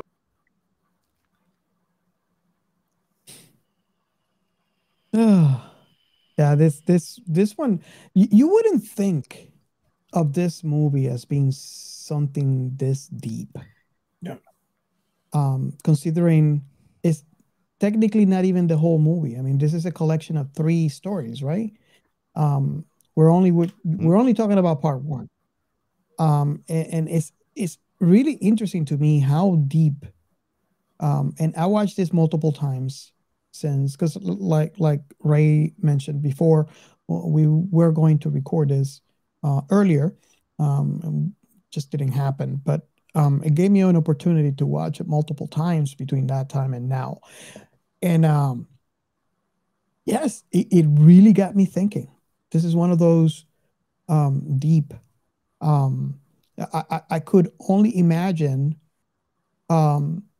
what would it be like if this would have been a full movie, like an hour and a half long, which actually speaks volumes of storytelling, that it is able to be this as deep as it is with such a short time. What do you guys think about that? I don't know that it would have gained much from being longer. I think it told the story quite eloquently for the time that it spent. I don't know that there was much more meat to the story that would have, improved it if it had been longer. Mm-hmm. You could have drawn out some of the scenes where they were being entrapped by the AI's projections, but I don't know that it would have made a lot of impact to the story. It just would have dragged it out a bit longer. I just wanted to mention that these shorter sort of stories here that aren't quite movie length in Memories, they all came from now where does it say here? They based on 3 of Katsushiro Otomo's manga short stories. So these are actually short stories that came from manga, and then they were converted into anime. And the whole thing about producing a movie is that it's very hard to make a movie from a novel length story. There's too much information in something that's 50 to 75,000 or more words long, which is your average for a novel length story. I mean, you get things that are way out of the curve, like the Song of Ice and Fire and things like that, which are massively long. But your average novel is around 50 to 75,000 words, which is 100 to 150 pages or something like that, which is your average novel. Even that is too much information for a 2-hour movie. Most good movies are actually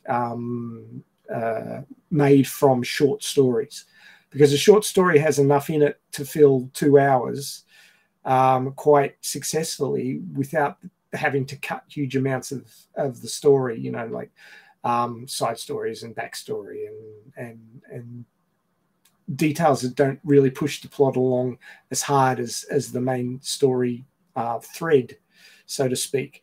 So you get much better movies from short stories. The short story Rear Window, which was made into a movie, that's sort of an example of a short story that filled up the 2 hours quite successfully and had all of the surprises and twists and turns that you need in a movie, but it was only short story length. It wasn't like a full novel length. So they live. Yeah, They Live was another short story, and short stories can be like 10, 15 pages, and that's more than enough to build a movie script around, which won't be too cram packed and is comfortable to watch. But I do think that Magnetic Rose was about the length it needed to be. I don't think that it would have really benefited from being longer, unless there was a subplot or something else added to it that, put more meat into the dish, as it were. Yeah, and that's exactly what I was saying is, this really speaks volumes of the storytelling, that it's able to be what it is in the amount of time that it is. Where we encounter examples of other storytelling that requires more to be able to tell. And this is able to tell everything that it needs to tell in a shorter amount of time. I mean, you could go back and say, okay, if you wanted to tell this in the spoon-feeding fashion of the current era of storytelling, you could make it longer and spoon-feed all the little details that you've got to work out for yourself from the narrative to the audience. But I think that would actually degrade the story. Yes. It'd be too easy. This is something that you need to think about to really get the whole point of the story. And that's why we're here discussing it for an hour and a bit. It doesn't give you everything, and really it shouldn't give you everything, and you should be doing a bit of thinking about it and come to some of your own conclusions, which is what we've been talking about today. I have a question that it occurred to me when I was watching this, based on a comment from Captain Chaos about this being, and I can see it now after I saw it, being very familiar with like Event Horizon. What do you guys think this movie would be like if it was a live action? I was actually thinking about that based on the fact that it's very close to Event Horizon. It would depend when it was made. I mean, Event Horizon was made a few years after this, and the CGI and the effects were very good. It stands up even now, as we said last week. And I think that a story like this, with so much holograms and tripping through other people's memories, to do it properly, you'd need good CGI. So I think that you need a lot more CGI than they actually used in Event Horizon. So I think that doing it now would be way better than doing it back in the 90s. To do a live action of this.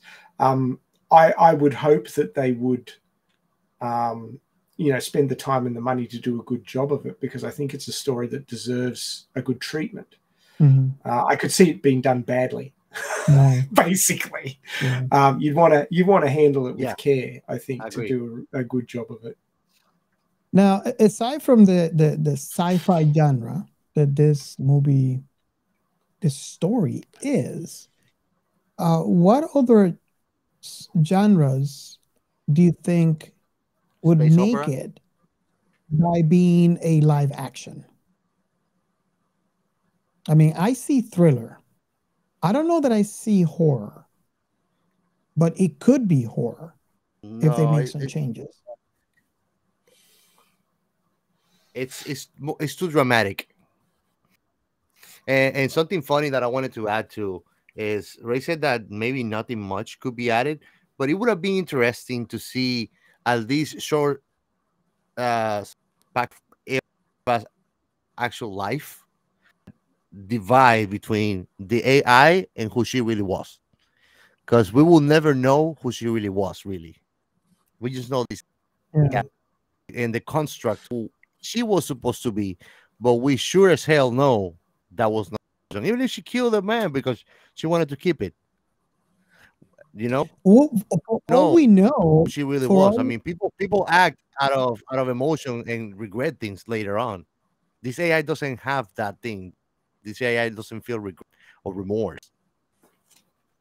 For all we know, what we know of Ava is not really Ava because it's being presented by the AI, who could have altered the information. Yes. Yeah, we don't even know. We don't even know about who was her beloved and who he was in life. You know,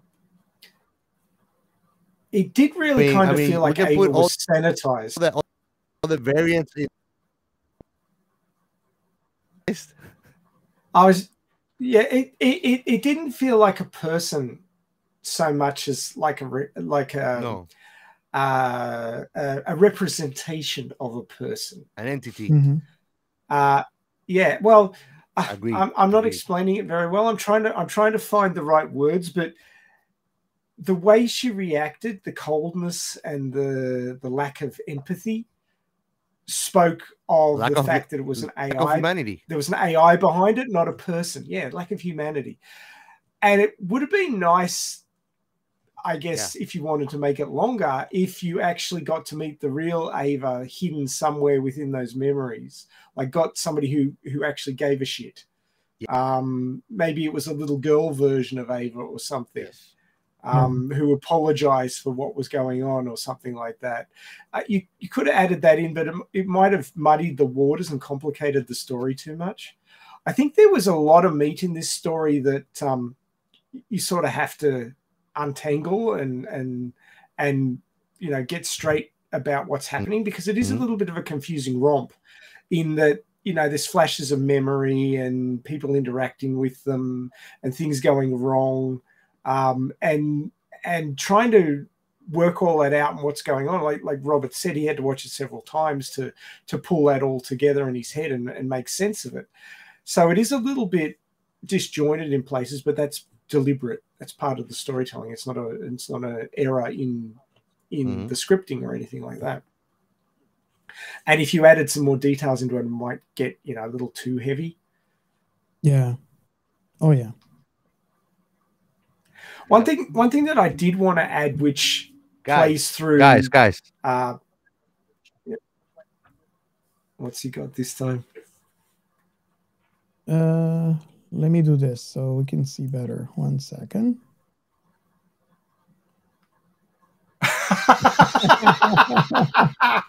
No context. Oh dear. This magic board is gonna be the highlight of the show now.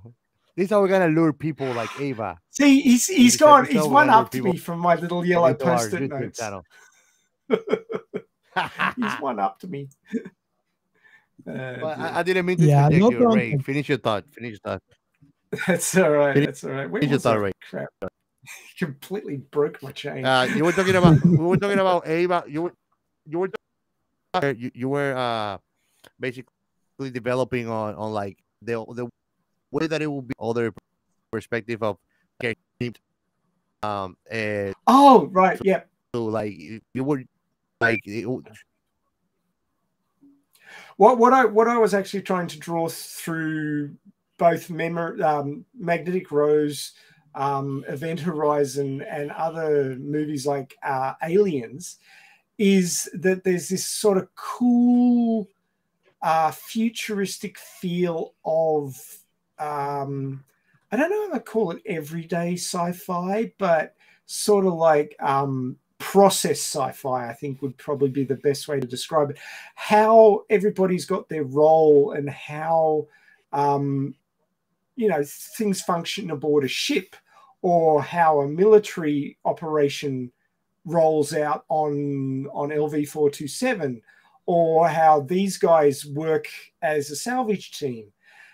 This is a sort of sci-fi that is sort of everyday, and it's what they do for a living, but it's highly organized, and the way the terminology sort of rolls off the tongue, but you can still understand it, but it's not something that you'd see in a normal 2023 existence. It's got this sort of cool pastiche and cool vibe of everyday sci-fi, and I really love that. It's like how they're operating the ship, and coming in 5x5, and activating retro thrusters and doing this, all those little things. It's got this really cool sort of sci-fi vibe. Sort of, I sort of call it everyday sci-fi, in that how things would function, and a lot of these shows, it's almost a background thing in how well it's executed. And it's in this show when they're flying around in the ship trying to get close to the station. It's in Aliens when they're heading off down to the planet and then rolling out off the drop ship. It's in Event Horizon when they're coming up to the Event Horizon and they're doing the flyby and then they're docking and all those sorts of things. And it really grounds the story and makes it feel more legitimate, in that this thing functions, it makes sense, you can see the point of it, and it just adds this flavor of, yeah, this could be real. And that's something I really love about these stories, that they got that right. They didn't just gloss over it. Yep. It's sort of like the technobabble done right.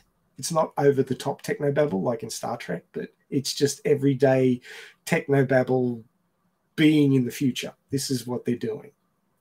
And I really enjoy that. I don't know if our listeners are into that sort of thing, but go back and, if you haven't already, watch these properties. Have a watch of Magnetic Rose, Event Horizon, and Aliens, and just see if you can pick these things out. And I call it everyday sci-fi, where they're doing what they need to do to get the job done, and it's all the little communications and the methodologies and the way that they function within their own sci-fi environment that makes perfect sense and feels really comfortable and grounds the story in the future, which I really enjoy. I think it's great.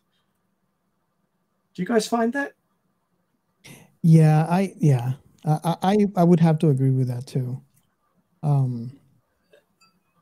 It's, I don't know, where do you stand on that, Gio? I think that I do agree with what Ray says. One thing I later is that his work is what I call when I think that something is masterfully done, I call it a state of the art creation.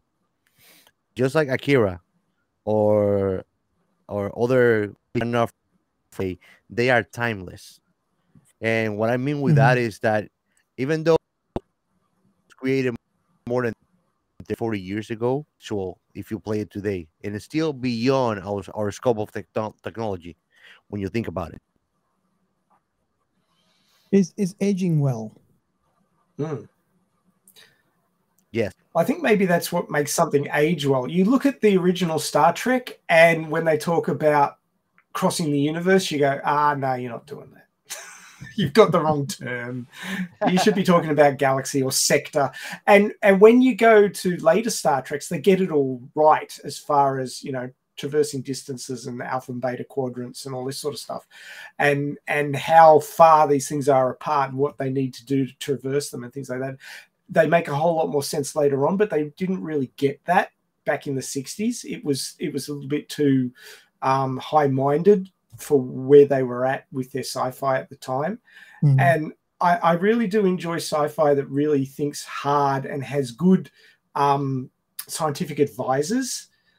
And for the people who aren't in the know, a scientific advisor on, these things are often written by committee. So you have what's called a writer's roundtable, and they sit around the table and they try and work. Say it was for an episode of Star Trek, The Next Generation. Say, okay, what's going to happen for this episode? And say, okay, we've had this, and this happen in the past, so there we could have Geordi do this. And they go, okay, does that make sense? And they look at the guy who's a scientist, and he's like, let me research that and get back to you. We may have a problem with distances here or planetary rotations or something like that. I'll work it out and get back to you. So, you're actually thinking, is this feasible within science as we understand it today? And if they go to that extent and make that effort, then the sci-fi ages well, because it still makes sense when we learn more about the universe in which we live. And I really appreciate that as a scientist, that it really throws me out of the story if it stops making sense. When they start talking about traversing galaxies, and I'm like, no, you mean star systems. You've got the wrong term. You don't know what you're talking about. I'm a bit disappointed. But the stories that really stick with me and I really like, and it's part of that whole everyday sci-fi vibe that I was talking about, is that what they're talking about makes sense. Now, these voice actors don't know what they're saying. They're just saying whatever the line is. But the character should know, and the writers need to know to write that character. So that's why they need a good scientific advisor to tell them whether or not this makes sense and will continue to make sense. And of course, characters, rather than knowing everything, who can say, I don't know about that, feel more real. You know, when a kid writes a story, it's usually self-insert, and they're superheroic and they can do everything. But that's completely unrealistic to any experience that any of us have ever had and are likely ever to have, unless you turn into the one from the Matrix. But generally, you need to struggle. There needs to be struggle in a story, and knowing everything is completely boring, because then there's no surprises, there's no twists and turns in the story. So characters need to be incompletely informed. And back in the early days of sci-fi, if they didn't have a good scientific advisor, they'd just say, oh, this, that, and the other, and it'd be complete bullshit. And it wouldn't age well, because we know now, like, the general knowledge of the universe, even thanks to just the news reports about, oh, such and such a space telescope has discovered this new planet and it's a lot like Earth, except it's 1.25 times bigger, or what have you. And it could be a possible colony in thousands of years when we finally get there, because it's a friggin' long way away. But you get this from the news these days, which is great. That you know, science that will have an impact in future generations is being reported on the news now as a general interest story. General interest sci-fi stories, I say sci-fi, but it's not science stories, like astronomical science stories are great, because it fuels an interest in sci-fi, and it also normalizes this sort of thing when people watch sci-fi. So it basically binds sci-fi better to modern audiences, which is something that it needs, because sci-fi has always been a bit of a niche. You've got to be a futurist and be interested in the future for sci-fi to mean something to you. And I think that the kids that are growing up now get a lot more of that from the news than they used to. And of course, you've got things like the National Geographic Channel and all these channels that have fantastic science and astronomy shows on them by people like Brian Cox, who does some really great shows. And my son sits there and watches them and watches them and watches them. He loves that stuff. So, you know, kids today have got a lot more access to this sort of thing. And that will mean that as they grow into science fiction and start enjoying it, will mean a lot more to them as well, because they've got more context. Yeah. So it's fantastic that our society, well, Western society, I guess, I can't speak for other societies, but Western society, at least to some level, is appreciating science more and astronomy and astrological situations more. And that's then filtering back into an interest in sci-fi that people in previous generations wouldn't have got, because they just had no access to it. Yeah, yeah. And it's kind of like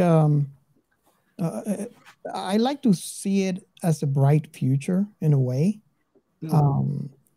because you know, I always have that fear that people, and you know, mainly the reason why we do this in this show as well is it would be a dream of mine to be able to bring the scientific interest, the scientific curiosity to everyone that listens to the show, because I feel that we need more scientific thought in today's society, and that actually brings me a little bit of joy to hear that the young generation not only has a lot more access, to the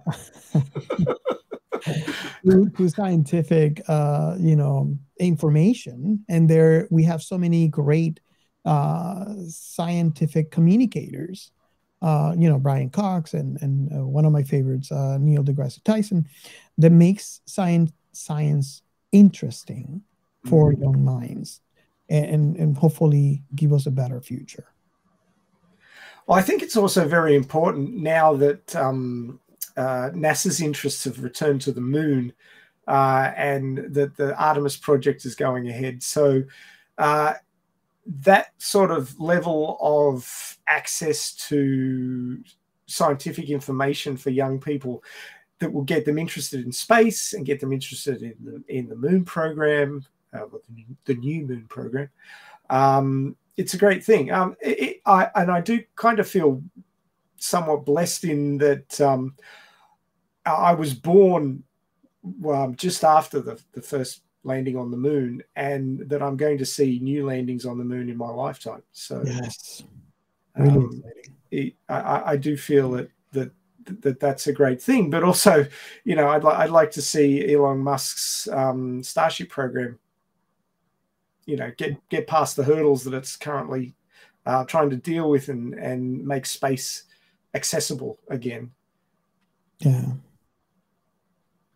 I just to add to that, I think that not necessarily SpaceX, but the ability to send a big cargo into space would be the necessary step for humanity to be able to build the space stations that we could actually travel to. And not only that, for tourism, but also... This is not sending cargo to space. We're slingshotting the shit out of it.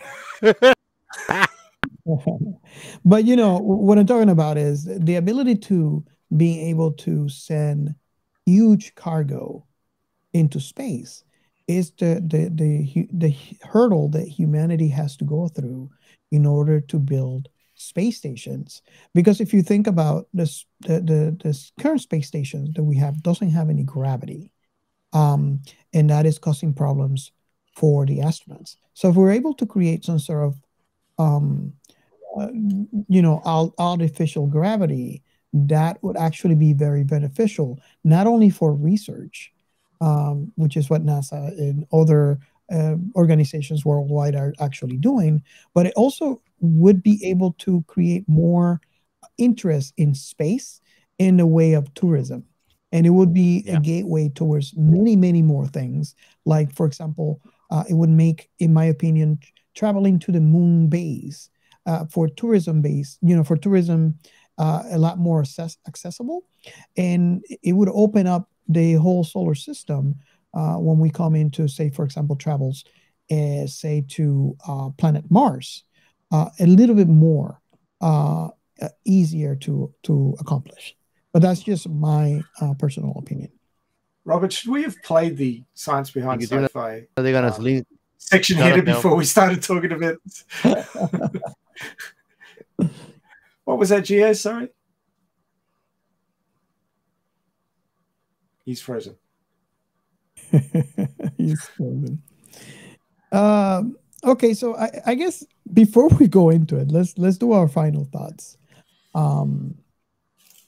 If you like, I can go first.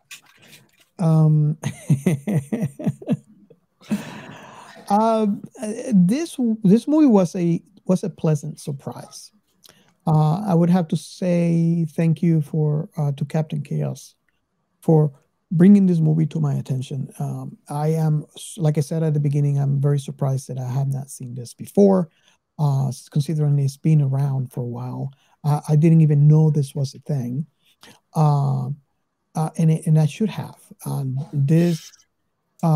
It was a very good, thought-provoking portion of a movie, very unique in my perspective. I never really had, although I've seen things like the Animatrix and stuff like that. It is very refreshing because there are not many things out there that could actually attempt to do what this movie has done, and especially in such a short time, being able to create such deep conversations as testament from our conversation in this episode. Um, I really like the you guys have to subscribe to YouTube. You gotta see what Captain Chaos is. Don't pat yourself on the back too hard, Gio. You'll break your arm. Yeah. So this is a pleasant surprise. I am really glad that I was able to watch it. It is definitely an experience outside what I normally would have, otherwise been exposed to. So that's my final thought. This was I might go next because Gio brought this one up. Robert. Maybe I should go next because Gio should have the last thoughts because he brought up this IP. I was just reading here that the rights for distribution to Western audiences for this IP, well, this collection of stories called Memories, changed hands in 2020. So it might have been that it was unavailable for a big chunk of time and then became available more recently, which is why it's become viewable again and ended up on Tubi. But yeah, I hadn't seen it either. It's not something that had made it past my optical senses. And no, I had no idea about it until Gio brought it up. But it is interesting. I do need to watch the other two. I believe Gio's lined up one of the other ones for another episode, but we aren't getting to that one yet. Mm-hmm. But my first take on Magnetic Rose was I was a little bit bored of it, like the high European aesthetic and the opera stuff is completely out of my comfort zone. So while that part was going on without any context or explanation, I was a little bit bored. But once it started, everything started to fall apart and you started to find out what was actually going on, that's when it got really interesting. So if your first reaction to this is, oh, this is a bit boring, give it some time and it'll really take off in the latter part of the story. And yeah, by the time I was finished watching it, I found it was really interesting, and there was a whole lot to talk about, obviously, because we're up to 2 hours and 17 minutes already. And yeah, I think it's well worth the watch. Even if you're not into opera or sort of high European society circa 1970s, 1980s, it's only for a short time. And the meat and potatoes of this is that it's high sci-fi. It's haunted house in space. It's really interesting, and I recommend that everybody give it a watch. Go and check it out on Tubi if you're in the US, because it's not actually available in Australia on Tubi. But I emigrated via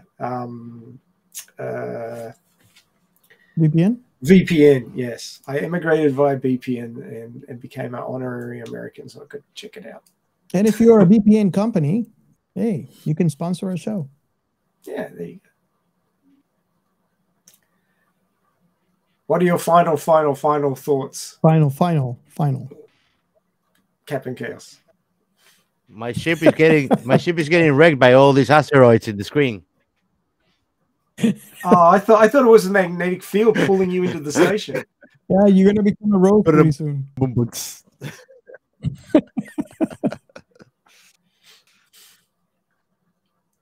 With all your neces. I mean, this movie again. I don't call many things state of the art. When I call something state of the art, is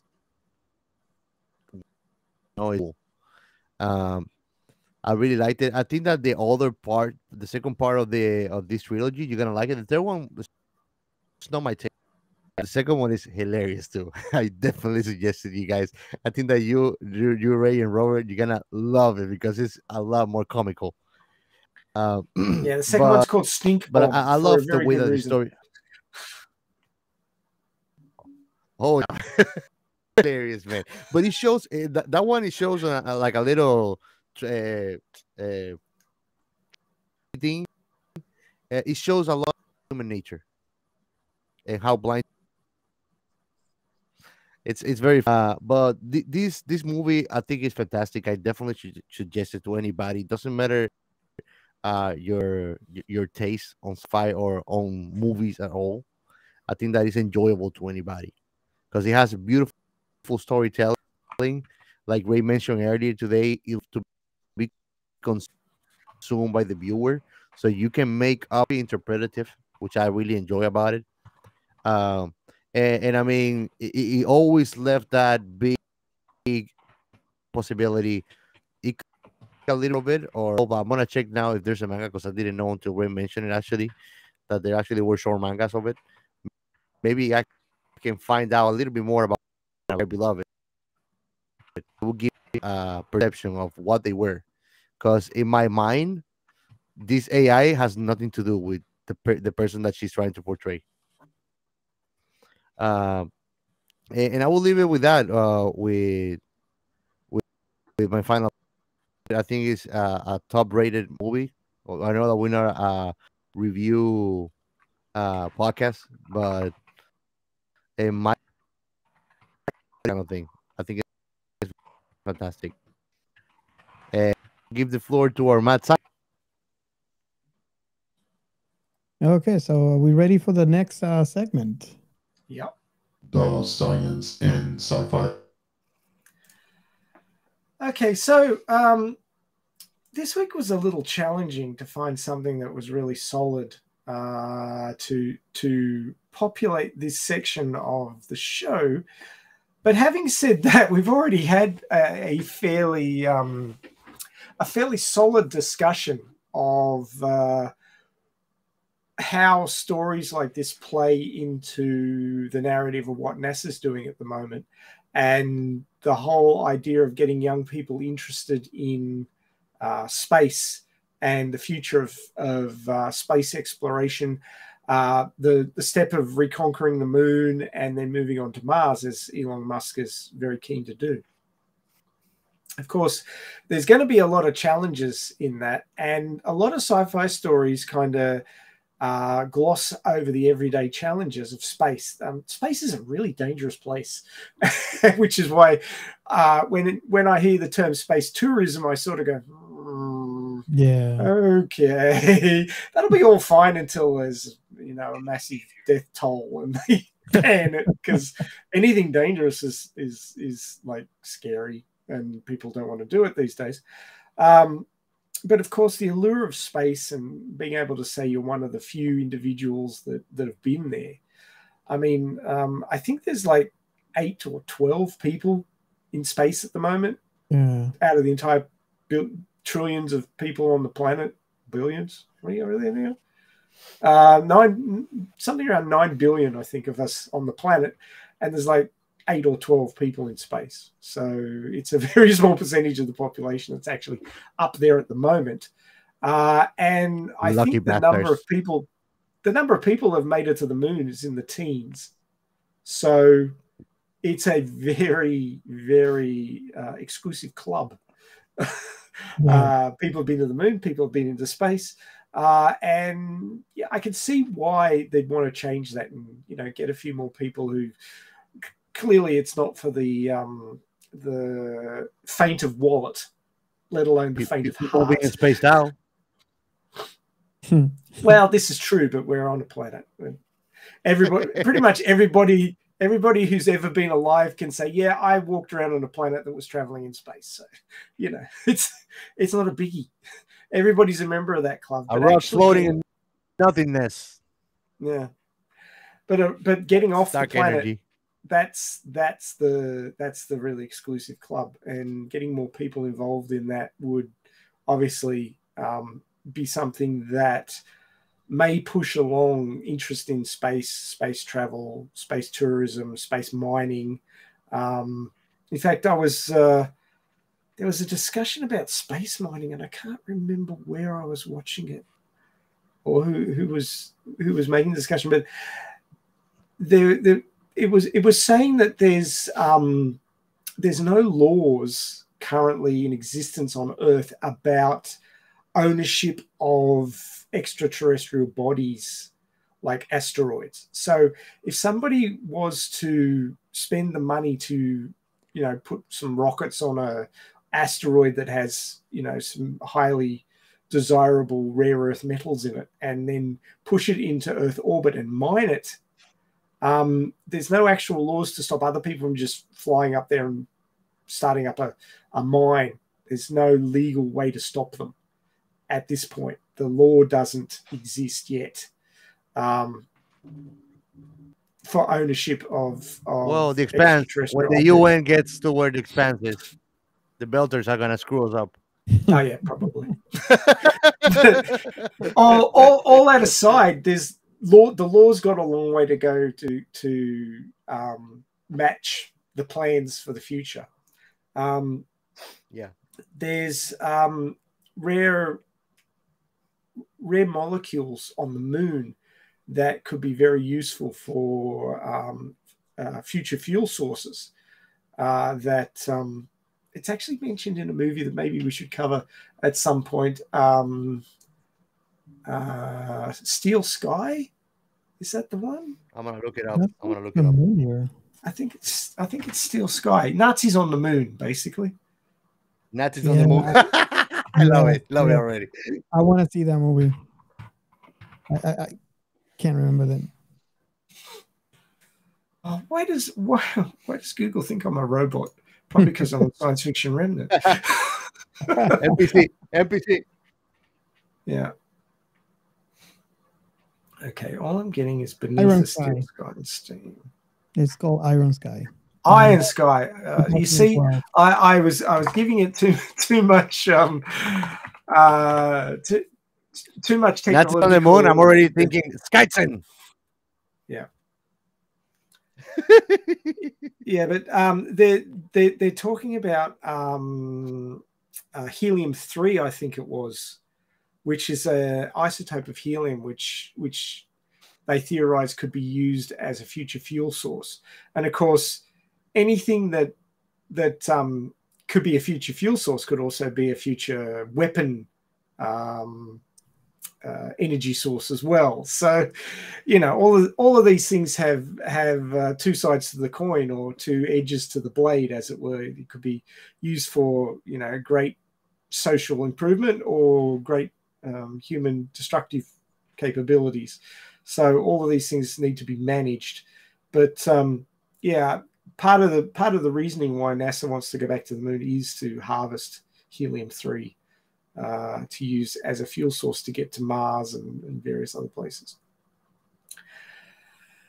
But having said that, going back to memories, as I said before, the everyday sci-fi in this, where they're tooling around in their little ship, and then they go into this ship graveyard around this dilapidated station. They come out of the ship and they're using these little sort of skiffs that they're using for propulsion, and they've also got little manipulating hand thingies on them. And I thought that they were a fantastic idea and would be useful for space missions now, because spacewalks are always fraught with danger. If anybody's seen the movie now, what was it called? Gravity is actually Gravity. a horror movie. Gravity, yes. Gravity is the movie I was thinking of, yes. Spacewalks are scary as shit. If you make a mistake and you end up getting detached from your space station, you're doomed. There's very little chance of you coming back, mainly because just about every craft that goes up into orbit to reach the space station and come back again doesn't have much in the way of spare fuel to go navigating around to pick somebody up who's become detached from the space station. There isn't really reserves and potential there for tooling around in space, besides going up to the space station, docking, dropping off what you were supposed to drop off, picking up what you're supposed to pick up, and then going back to Earth. There's not like spare fuel to do whatever the hell you want. It's not like the Millennium Falcon where they can just fly wherever they want and do whatever they want. No. That's not how space works at the moment. It's just so expensive to get anything, including fuel, up into orbit that you don't take extra with you if you don't have to. You might have a 20% leeway or 10% leeway, but you don't have huge amounts of spare. You're just not going to be tooling around wherever you want. So I was thinking that maybe NASA was working on something like those skiffs that they were using in memories to, just give astronauts who are spacewalking to, work on the outside of the station or whatever they were going to be doing,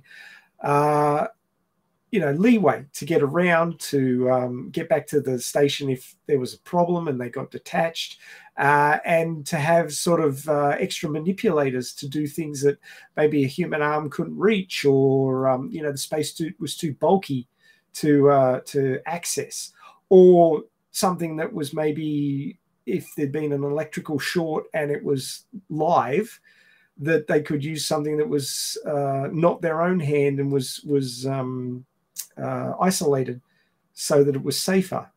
But despite all my attempts at Professor Google giving me some useful information on that, I couldn't find anything. So it doesn't seem like it's something that they're interested in at this point. And it may be, again, the cargo and the weight thing. Or maybe Mandela effect. Or maybe. But something like that would require a weight of fuel and the weight of the device itself and the millions of dollars in budget it would take to develop something robust enough that it could tool around in space and not stop working straight away, because space is a harsh environment. There's ionizing radiation, there's micrometeorites, there's all sorts of things that can mess stuff up, even just in orbit, as pretty obvious from a movie like Gravity, debris from other orbiting satellites is enough to ruin your day. So I guess all of these things come down to budgets and available technology and things like that. So while I think that a device like that would be really useful in certain situations where you're extra vehicular and working out in space, they haven't worked on that yet, as far as I can tell, or at least it hasn't been released to the public. So maybe Elon's working on it as part of his plan to get out there. And I'd like to see something like that develop. Did you have anything, Robert, that you wanted to talk about? No, that's pretty much it. Your battery's run out, has it? Yeah. Pretty much. Not feeling well for this episode. Sorry about that. Yeah, fair enough. I mean, yeah, there's a whole bunch of things around AI and the technology on the space station. But we've really covered that in a lot of other episodes. We've talked a lot about AI. So I might leave it there for now. Let you go off and have a rest. Yeah, I was trying to look for what you were talking about. I think there's something out there, but I can't remember the actual name. I mean, they have them for underwater uses. Again, it's another environment that's not natural for humans, and getting around in it is somewhat difficult. So they have these little sort of, and it's easier because it's in a much thicker environment. So you just need something with little propellers on it that you hang on to, and it helps you get around. I don't know that they have manipulator arms or anything on these things, but they certainly have. Even back in the James Bond movies of the 70s, they were using them to get around underwater. So it exists in a fashion for submarine purposes, but not at space purposes as yet that I can find. Yeah. Okay. Yeah, there was, I know what you're talking about. I think I remember something. It's probably got discontinued. It was being used when we had the space shuttle program. and it used air Yeah. as a propulsion system. But yeah, I don't remember it having any arms or it was just basically a vehicle that you could use to do your spacewalks without cable. Awesome. Okay, so thank you everyone for being with us for one more episode. I really hope that you guys would enjoy this movie as much as we did. It was definitely a surprise for me. We have Captain Chaos. We just have one more reason for you guys to subscribe to YouTube so you can see what Captain Chaos is being posting. Oh, great. So you guys, we have a brand new redesigned website, so I invite you guys to come check it out. We are going to attempt to write articles now on the blog section, and I'm going to try to start a newsletter. So if you find that interesting, you can use the QR code here to take you to the link. If you like our discussion, I invite you guys to join us on Discord. The link is on the QR code on the screen. So come join us and let's talk sci-fi. Like I said before, we have a channel for everything. And if there's not in there, you let us know and we can make it a thing.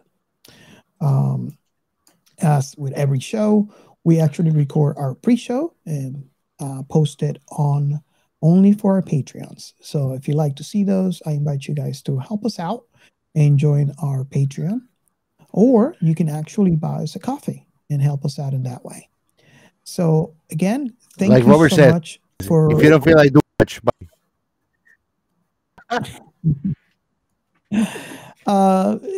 Thank you so much for being with us and subscribing to our YouTube, subscribing to our show, to listening and download our episodes.